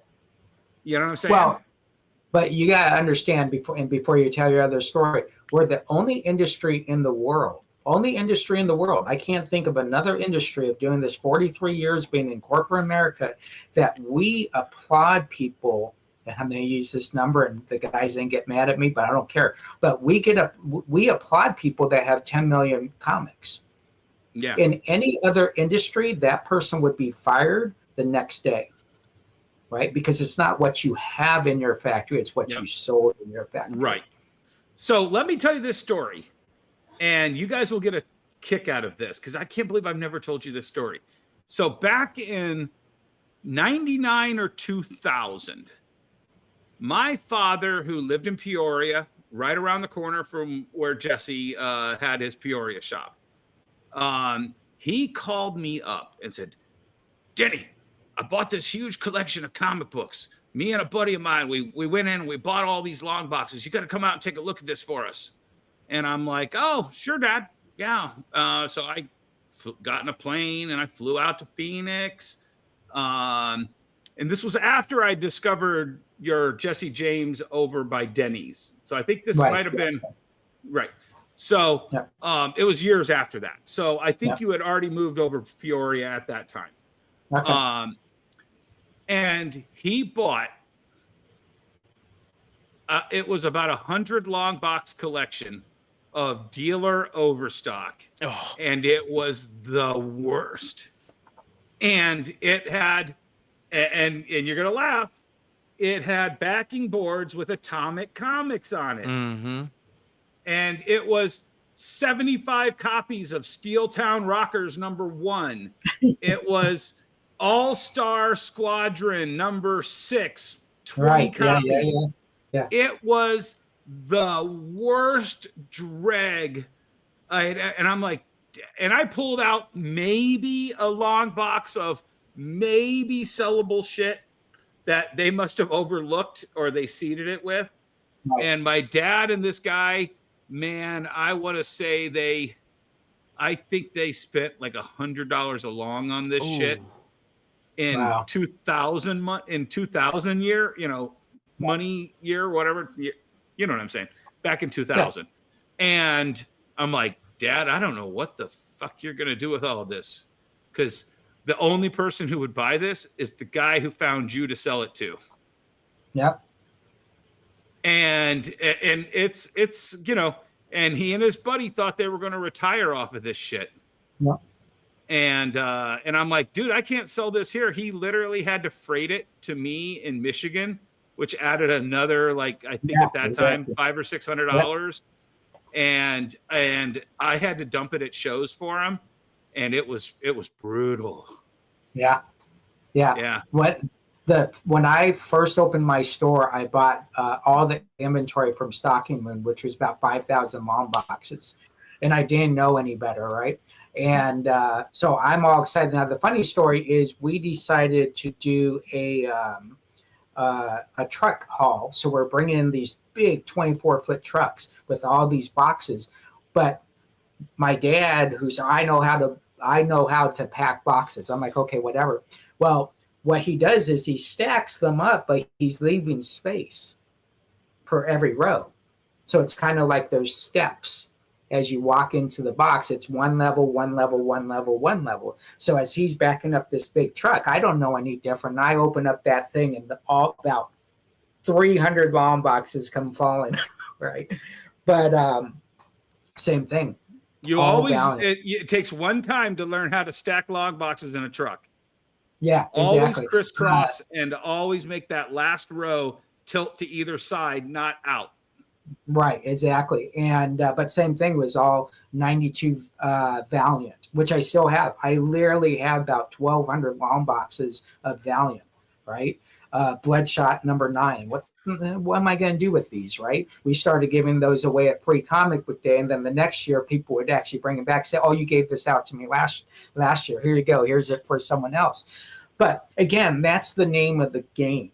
Right? The name of the game is you go in knowing that a good portion of your boxes are going to be Drek, and you just have to live with it. And it is what it is. But if you look at the long term of buying, we always win. I mean, buying for 43 years, folks, I might have had 2 bad buys in my life, right? And I still found a way at least to break even.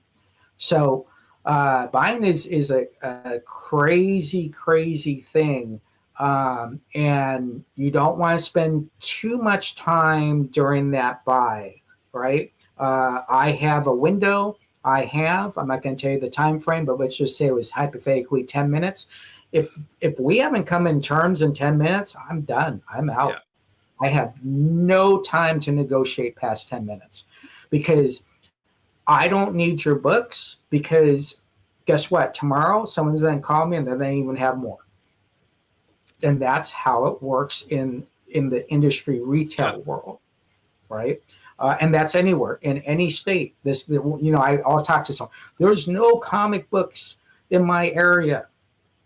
And then the following week, I'm like, dude, you have time for lunch? Yeah, what's going on? Oh, I'm then being there. I'm buying this 200 box long box collection, because people wait for those collections to come in your door. You can't. You've got to get out there first before anybody else. And that's what you do. And so it's a very good business if you really just know how to turn your product, and not the worst thing you can do is just pay storage for something you're never going to make money on. That's the killer in the comic book world. Well, and I'll address that for a second, because I was bragging about it in the thing. So I had a 4,800 square foot store. I had a 500 square foot storefront in the front of that. I ran a roughly 2,100 square foot warehouse for Amazon and eBay in the back of that half. And then I had another 2,400 square foot on the other side for, cataloging the better books, et cetera. Sure. And just tons of other shit that I'd never sorted. When I bought the movie theater, 12,000 square foot movie theater, and I was like, okay, cool. I have to break this down cost effectively. So I have a 4,000 square foot space, which is roughly 1/3 of that total movie theater space. Sure. That percentage wise, based on what we were selling on Amazon at that time, I should be paying roughly $2,000 a month in rent if I were renting that space. And then I was like, if I wanted to store this other stuff, it would cost X amount of dollars to store this in storage facilities, semi-truck storage, that kind of shit, pallet storage and whatnot. And this was when you could get pallet storage for about $10 a pallet a month. So I broke all that down, and by buying the building, the 12,000 square foot building, and where I was gonna have to pay roughly $2,000 to store the operational day-to-day money, rotational money of that Amazon storefront, it saved me $500 a month to pay a mortgage on that building. Yeah. And the rest of it is absolutely free. I'm paying zero for the storage in Theater 1. I'm paying zero for the storage in Theater 2. Theater 3, I should be paying $2,000. In fact, I'm paying $1,500 for a mortgage on the entire building. Yeah, exactly. But keep in mind, when you get into that type of conversation, folks, if you're paying rent, the only thing you are doing is you are creating value for someone else. Yeah. Your portfolio is more valuable. Why? Because you're paying rent. Yeah. The reason why they want 3-year leases is they can go to the bank and say, "Oh, here, I got $400,000 secured lease for 3 years at this much a month." Yep. So if you own your own land, now you have value. So that space you're not paying for, but now you have value, and value is what your brand is worth, right? Your brand is worth. If I always tell people this, my buddy declared bankruptcy on his store, and he said, "Well, I have $300,000 in inventory," and I said, "Well, okay, but do you know how much that is actually worth in bankruptcy? 30 grand, 40 grand. So what else do you have for your brand that's worth something? Do you own your building? Oh no, I pay rent. Well, then that's not value. How long has your brand been in business? I'll tell you another story, and luckily the statute of limitations is far away from now.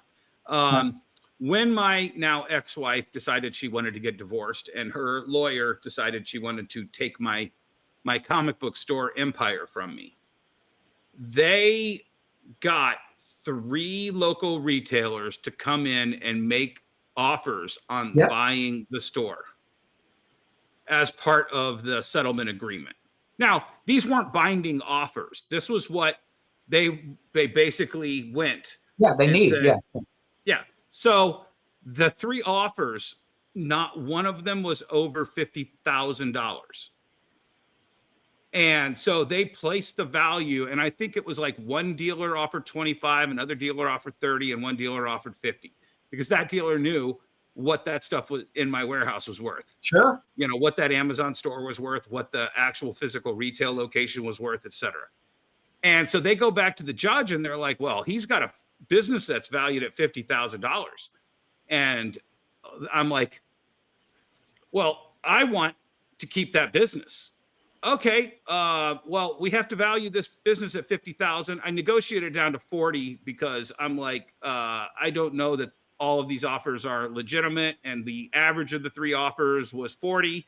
So they took my business at that time, 2011 or 12, and they valued it at $40,000. I thought it was a steal. I'm like, I would have bought me for $40,000. Yeah. I would have bought me for $100,000. Do you know what's in these 500,000 comic books that are sitting in my warehouse are worth? Right.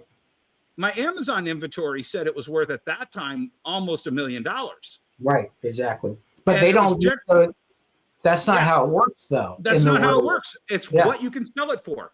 Yeah, And exactly. the 3 best offers that they got were all less than $100,000. So I got my business calculated into the divorce at $40,000. Yeah, and so that's what you guys and gals want to look at. You want to look at value of your brand beyond the actual merchandise, because your merchandise, when it comes down to it, isn't worth jack. Just so you know, right? It is the most craziest thing. And then all your shelves and your displays, that's depreciated items. So those depreciated items, if you paid $600 for that showcase, it's depreciated over the time that you had it. So it might only be worth $50 at that time with your depreciated cost, right? Because you're using it. And so what you want to do is you want to build your brand, and that's where your value is. So if I look at my brand, I say, okay, what's my social worth, my social networking worth? What is my eBay store worth, right? It's been business XYZ, 93,000 feedback, no negatives. How long would that take you to get 93,000 feedback? And oh, by the way, no negatives. So that's where you're, that's without selling a product. That's not without selling an item, right? So when you're in the retail world and you're in the industry world, you're building your brand. If you're selling, and I'll just use Bryan as an example. Right now, Bryan is just selling stuff. And his brand is Bryan, right? Yep. And so he has to decide where his value goes from there. And so that's kind of how it works. It's kind of like when you go to a retail summit, you are either then be the brand that has value that doesn't have to sit with anybody. I'm sitting right here. And by the way, if people want to sit with me, cool. Or you can be the brand that goes and sits with someone else. And neither one is, both are okay. But you got to figure out what your brand is worth there. And again, that's all subliminal, how you walk in. You know, I was talking to someone about Dennis walking in on the retailer summit, and Dennis just comes barreling in, grabs some food, finds a place to sit to put all his bags. And that's Dennis, right? And so everybody has this brand value. Subliminally, we're conscious to our surrounding, who we talk to, who we become friends with, what we wear, right? And so, yeah, that's subliminal. I love subliminal messaging, and I love subliminal marketing, even though it's 2 different things. But the 2 different things is what brings your customers to you. Yeah. And I think that's the important thing in subliminal messaging. In subliminal marketing, that's a big different thing, and we haven't even touched on that, but that's completely different than what we're actually started this show with. Going to the pie charts, I think we almost hurt our business as a whole by taking that away, because we always want to show competition and growth. And if you don't show competition and growth, even though it might be 1%, well, 1% from IDW jumping over Dynamite, that's big, right? And I'm just choosing brands. I don't know who's another. Well, and then look at our former guest several times, Ross Ritchie. Ross Ritchie saw the value of taking his publishing company, Boom, and moving it from the number 6 to the number 5.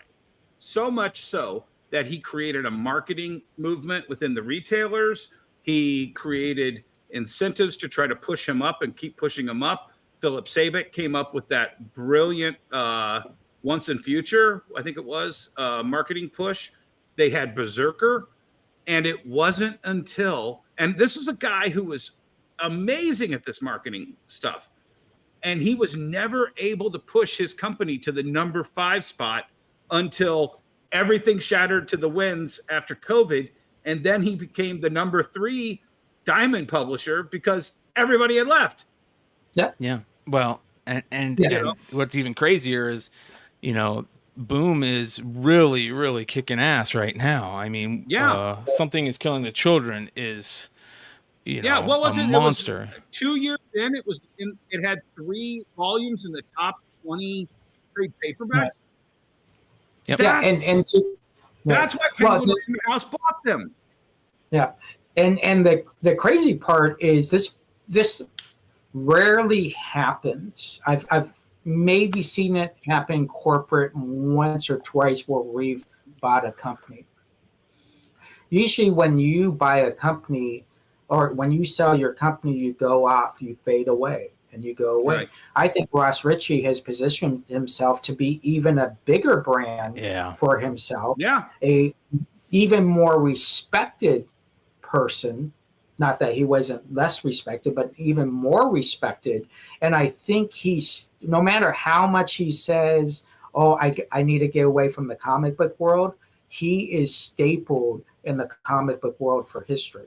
Well, he just got done doing San Diego Comic Con, or not, sorry, San Antonio Comic Con. As a guest. Yeah. Yeah, I would love to reach out to him and ask him to maybe come on and talk about what his thoughts were of being at that Comic Con, because any view of Ross's now from the position he's in is very interesting for me, because he's seeing the comic book industry in a different way now. He's looking at it from the view of not only the experiencer but the what do you guys call it? There's the experiencers and the influencers versus experiencers. So he's looking at it from the influencers and the experiencer now, which is very interesting. And he's very interested in all that. So I would love to see what his thoughts are, since he's done that. Also, there was Bedrock Comic Con I saw that just recently happened where Jim Lee was at. I would love to hear any information about that.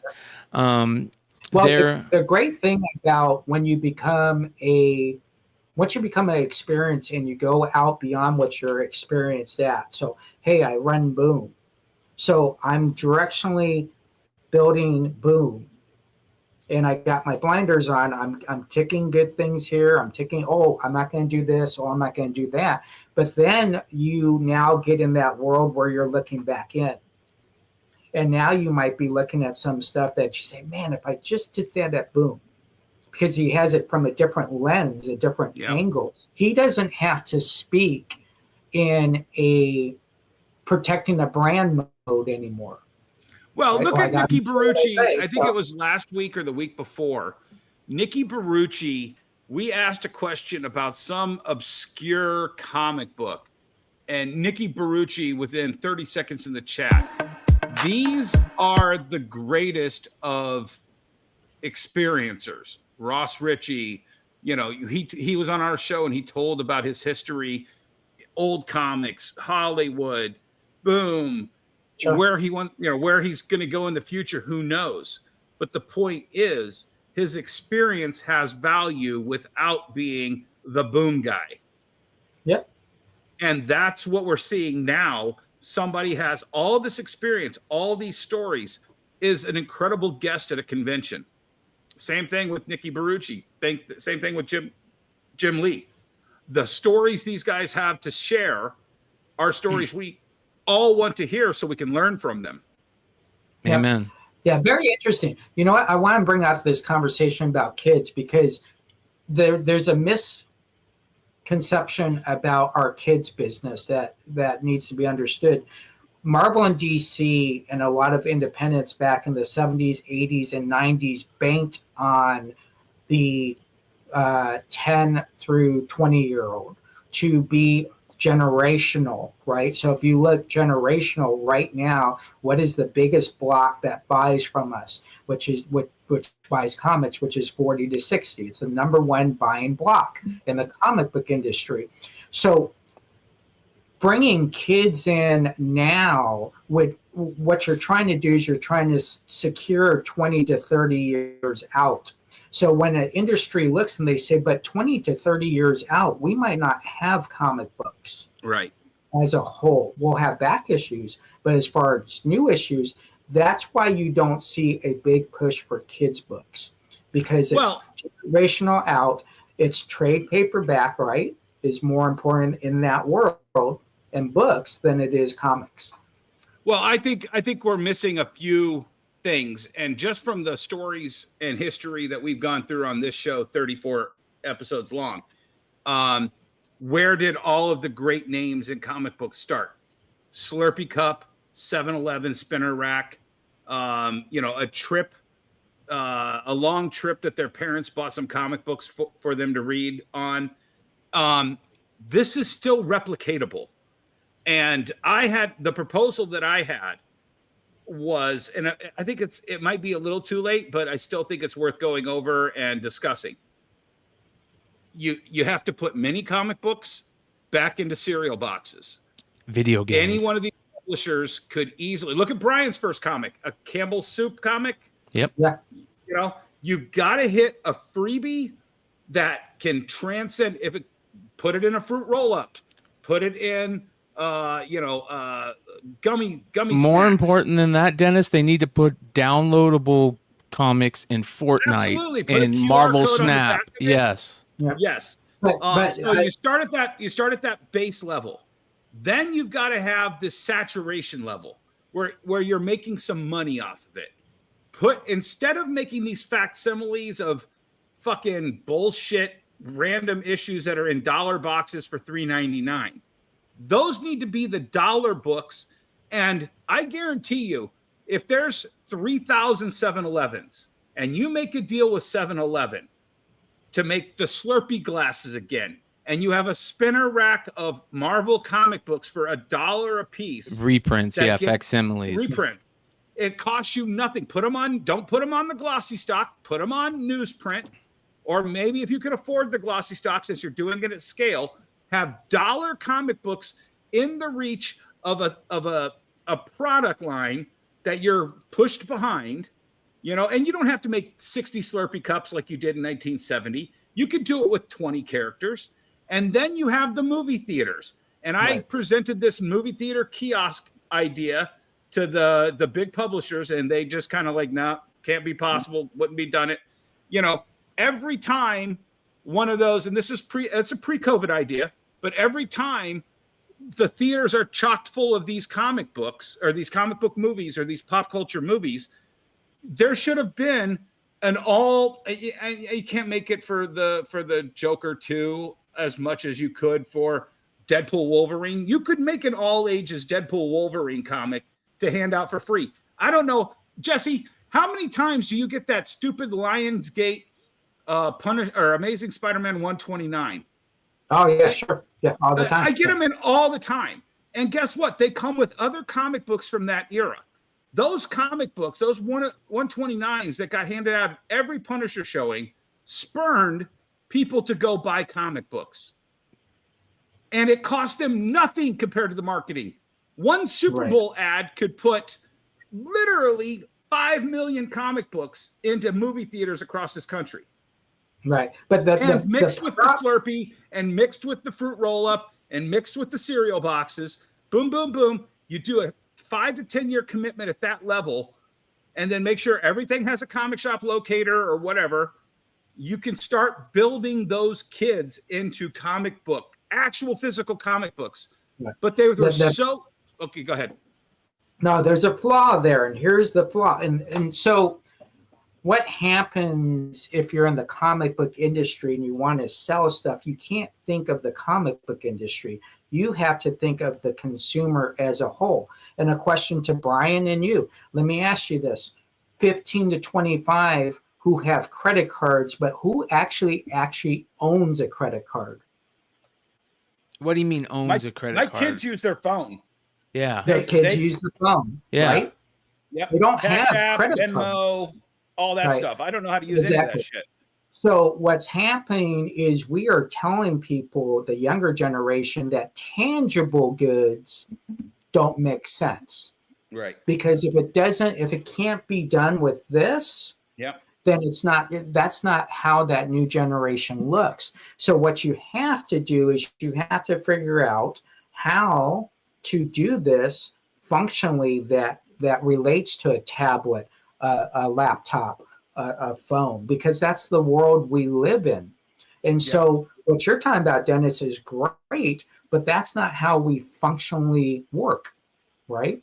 So I can't remember the last time I actually had a physical ticket to go to a movie. I walk up with my phone, zap, done, right? I go to Wawa's to get my sandwich. I walk up, I show them my phone. Oh, here's your sandwich, right? And so if we're going to maintain the younger generation, like this is said, it has to be in a world where it matters with their technology. What you're saying, Dennis, is our technology. No. Right? And but adding QR codes into their Marvel Snap games or into Fortnite, exactly. Those are their world. Yeah, and Fortnite was a great example there, Brian. Look at how many Fortnite books. Now, the bad example, and it's a good example. The good example was we sold tons of books. The bad example, guess what? Once Fortnite ended, those customers went away, a good portion of them. Why? Because they bought it for the code. Well, but also that, and I said it in the chat, those people were looking for a short-term gain of putting Fortnite codes in comic books and getting the hype on it. If they had a commitment to winning over those Fortnite kids, like we lost all the Nintendo kids in the 90s, they would have had season 2 comic book. They would have had a different they would have come up with a 2-year plan to win over the Fortnite kids. Yeah. They had a 6-month plan to win over the Fortnite kids. Here's what I think. And I was having a conversation with somebody the other day talking about this. And I've had this conversation with you guys. Before I got into content creation and I started talking to people that deal with in the industry of comics rather than people who collect comics, my whole mindset changed from, okay, these guys know what they're doing. The movie part of Marvel Studios is talking with the comic book part, and whenever they got a movie that's like, a year and a half out, they start seeding it in the comics, and I thought that was all for sure happening. Now what I'm finding out is the exact opposite. They have no idea what they're doing at Marvel Publishing compared to Marvel Studios in the film part. The people who run Marvel Publishing and DC Publishing have no idea what they're doing altogether, because most of the people who are calling the shots aren't part of that anymore, or they're being faded out. They're being told that that's not how to do business. I think that they have that they're so messed up, and they don't talk to the collectors anymore or to the retailers anymore, and they have no idea what they're doing. That is the vast majority of people that I talk to say that, and it's sad because I want CB Cebulski to know, to be able to come to Dennis and Jesse and say, what should we do differently? I want that to happening more and more, but it doesn't. They're being told what to do from people who don't necessarily know comic books. They didn't collect comic books. They didn't grow up in the comic book world. They're being told this by people who are financial people, or bank. They come in from it's controversial, but milkshake people. Yes, whatever, snowflake people. I don't care what you want to call it. The people who are really making the decisions, they have no idea what they're doing. Well, I was watching a YouTuber. Sorry, Jesse, let me just hit this on Brian's point. I was watching a YouTuber, and he saw a headline from Variety, I think it was, and it was Disney contacts super fans to find out how to combat toxic fans. And my only thought on that title was, why aren't you contacting those toxic fans and asking them what would make them happy? Right. And it's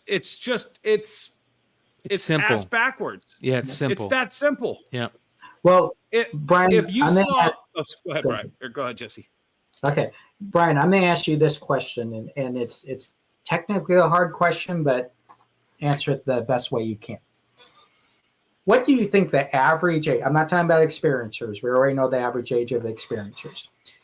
What do you think the average age of influencers that do comic book content is? I would say 30 to 45. Right. I would actually say 30 to 35. I don't think they quite hit 40. Right. I would not. There's not too many people older in your age bracket, Brian. I'm trying to think who's in your age bracket. Yeah, I would say Sticky Goose is probably 35. Swaggle House is around 30. Jim Ment's probably 35.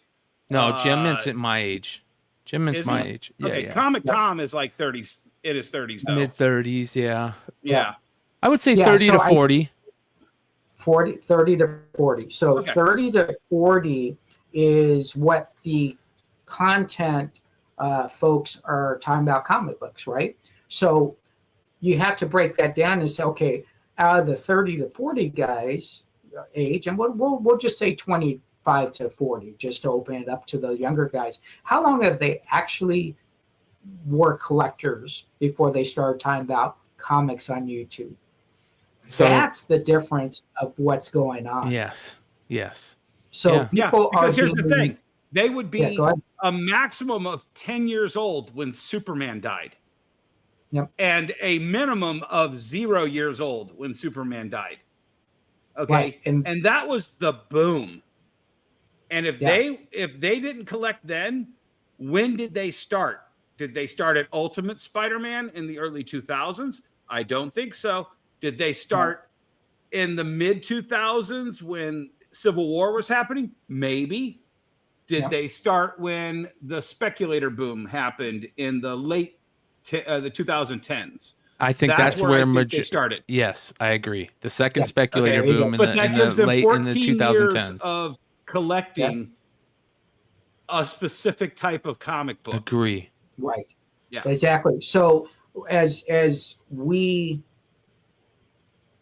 inspire people to buy more comics, or we talk about the negativities of comics, we're still getting that information from a generation that actually hasn't been through the major parts of the comic book industry.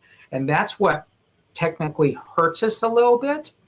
And there's not a lot of us experiencers that then come on and do these type of shows. Number one, if you're an experiencer who has a top 20 show, you're never doing a show like this. No. That is a no. Yeah. It's like everybody's your best friend. Everybody's doing good. Even if they're not doing good, I'm going to tell them I love them. They're the best thing since, Make sure they have their sticker on your back wall. Yeah, exactly. And so what's happening is, informational wise, we don't have a lot of people out there saying, well, when in 1993 and 1994 and 1995, when the industry just collapsed, they don't have that experience to talk about. So they don't have the experience to talk about how many of us fought from the impossible time to be a comic book seller to where we are now. Now we have analytics, right? We have pie charts, we have PDIs, we have all this stuff, right? We have the ability to have them, but we don't have them. This goes back to, hold on though, Jesse, this goes back to what we were saying earlier. Those same kids that have now, and I call them kids, I apologize, I'm not trying to be derogatory, but these 30 to 40-year-old influencers are making all the content about, my Hulk 181 has lost 50% of its value. And they never learned to buy those other 4,999 books and figure out how to make a living off of those. They just thought they were going to flip the same 181s and New Mutants 98s and Wolverine 1s and 9.9 rare books, and they never learned the fundamentals. They never learned Moneyball. You know, there's because Moneyball isn't sexy. The 9.9 Wolverine 1s and the Hulk 181s, those are sexy. It is until you have to make I lost $5,000 on my Wolverine 1 videos. So, Brian, a great question for you. How sexy are you to your wife when you have to tell her you lost $5,000 on a Wolverine 1 9.9? Yeah. Right. So, Brian, I guess the question is back to you, is out of those content creators, how many of them, what is the percentage of back issues versus new issues talk? Listen, here's what I think, and I don't get being a content creator. I don't get to watch a lot of content. When you create content, you really don't get a lot of watch a lot of content. Right. But I will say this: for the majority of people who are creating comic book content, the majority of the talk is based on a couple things. One, what's out new on Comic Book Wednesday, what's on FOC, and what things are selling for. Okay, those are the things. Okay. They aren't talking about what's going on in the industry. They aren't talking about the history of the industry or the history of comic book collecting. They're talking about the sexy things, right? That's what people are talking about. There is a large majority of shows that will talk about storylines and stuff, but for the most part, people are doing lists. They're doing what things are selling for, what's on FOC, and what's coming out on Wednesday. That's it. And the controversies. And drama. And drama, yes. So that was my final question. Where does drama sit in your pecking order? Drama is the last thing. So here's what drama is to me. And people don't see it this way. They see me as like a drama channel, right? But you guys don't want to know what drama is to me? Drama is one segment on Saturday night. That's what drama is to me. It's one segment on Saturday night. And you know why? Because my audience demands it. That's why. I understand why it brings in views. I understand why people want to talk about it, because the human being is part of their world. That's what drama is. It's your local neighborhood app, your political views, your when you walk into a grocery store and you see the tabloids, that's hitting our drama part of our brain, right? We have to have that as a human. So to me, drama is one segment on one show, and I do 4 shows a week, and that segment can be anywhere from 45 minutes to an hour and a half long. And I'm sometimes doing sometimes two, depending, but it's one segment on one show a week. That's changed. You want to know why that's changed? Because I've been creating content for a long time, and I know how easy it is to jump into that ease of creating fake drama or creating that stuff. It's the meta right now, and people are following that meta. It's so much the meta that I jump in, and like every once in a while when I'm doing work on a show or I'm editing something or I'm creating something, I'll go look live comic shows on YouTube, and I am seeing it pop up everywhere. Like they're getting in fights, in chats, and it's becoming the drama of the moment and this and that. And it's pretty rough right now. It's not a good thing. Hopefully that'll change. It's also the reason why I tell when somebody that's a content creator, that's a new content creator, and I say, hey, do you want some advice? Do things that not other people aren't doing. Come up with different ideas. Don't do the same thing everybody else is doing. Don't do Hot 10 lists. Don't do FOC. Don't do what's coming out this week, because that everybody's doing that. And I know I do that, but you got to remember, I've been doing that for 10 years now. You know what I mean? I've been doing that. Yeah, but look at this show, Brian. Yeah. And you said it to us in a recap, I think a week or two ago. We have And I mean, seriously, guys, I love you guys in the chat, but why the fuck do you watch us sit here and rattle on week after week for 2 to 3 hours about the stupid shit we did 20 years ago or 40 years ago selling comic books? Why? Because no one else is doing this. Yeah. Your retention time watching these videos, according to Brian's algorithms, is incredible. I don't even believe it. I don't want to listen to me talk for 3 hours. And you guys do. God love you all. Yeah. Right. But no other show is doing this. Yeah. For comic books. And that was my point of bringing up the age brackets. And is there a limitation to where these content creators can't talk about it in those venues? You know, if when I say, and Brian has known me forever, you know, I've bought 500,000 comics, 250,000 comics. So, and Dennis has bought the same. So when you're a person who's saying, oh, I bought 20 long boxes, and I'm saying, but how is that even? I don't even see why you're talking about. Tell me when you bought 1,000, maybe it's 10 sales altogether.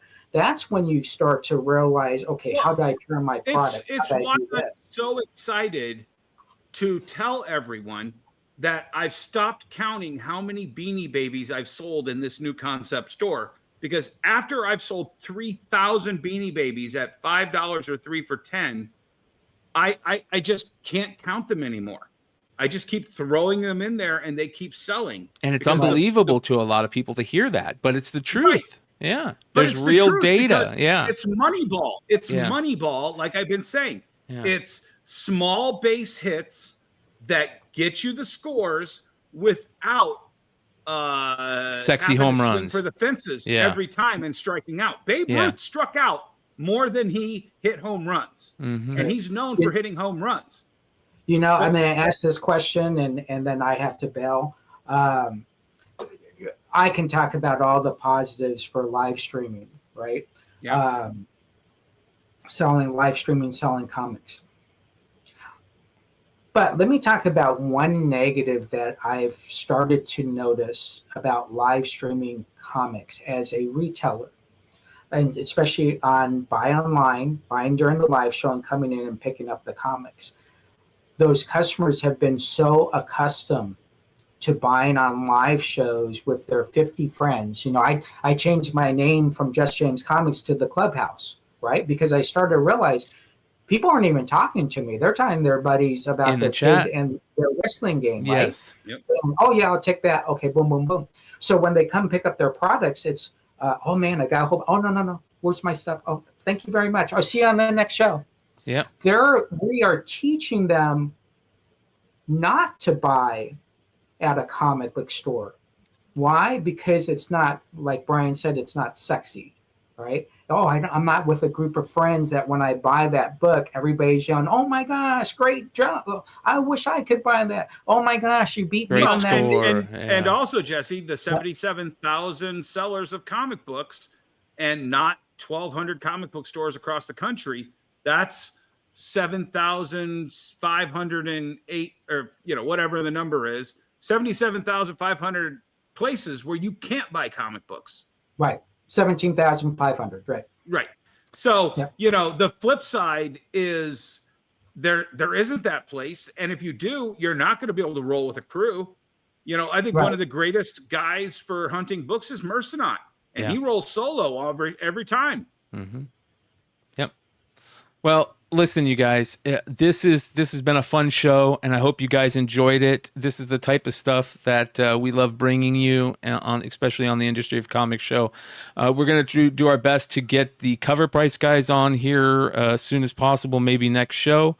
We got a lot of other stuff planned. I hope you guys enjoyed the Sarah Frazetta episode. It had great numbers. Oh, that crazy? Yeah. So that. I would say, Brian, when you talk about numbers, what we're looking at is, if I look at Liefeld and I look at EVS, those are what the numbers that we see, okay, well, that makes sense. Yeah. Right? This is a show that I thought, okay, it's going to be a good show. but superseded what I expected in an extremely fast amount of time. Yeah. That's the difference between that show.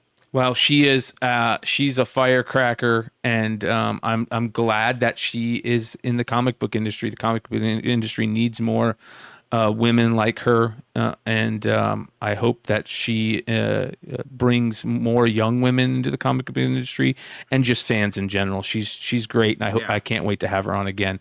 That being said, I want to remind everybody out there, send positive thoughts and prayers to everybody that's about to be affected by the hurricane, including that guy right there. So we all hope everything goes well. CGC is closed, so don't send any books anytime soon, because they'll just be sitting, and especially if they've recently be pressed. We're gonna find, We're also gonna find out whether those banana cases are waterproof. Yeah. So that being said, you guys, come hang out with us tomorrow night on the Wednesday Night Review Show. It'll be a lot of fun, and we'll see you guys next time. So adios. All right.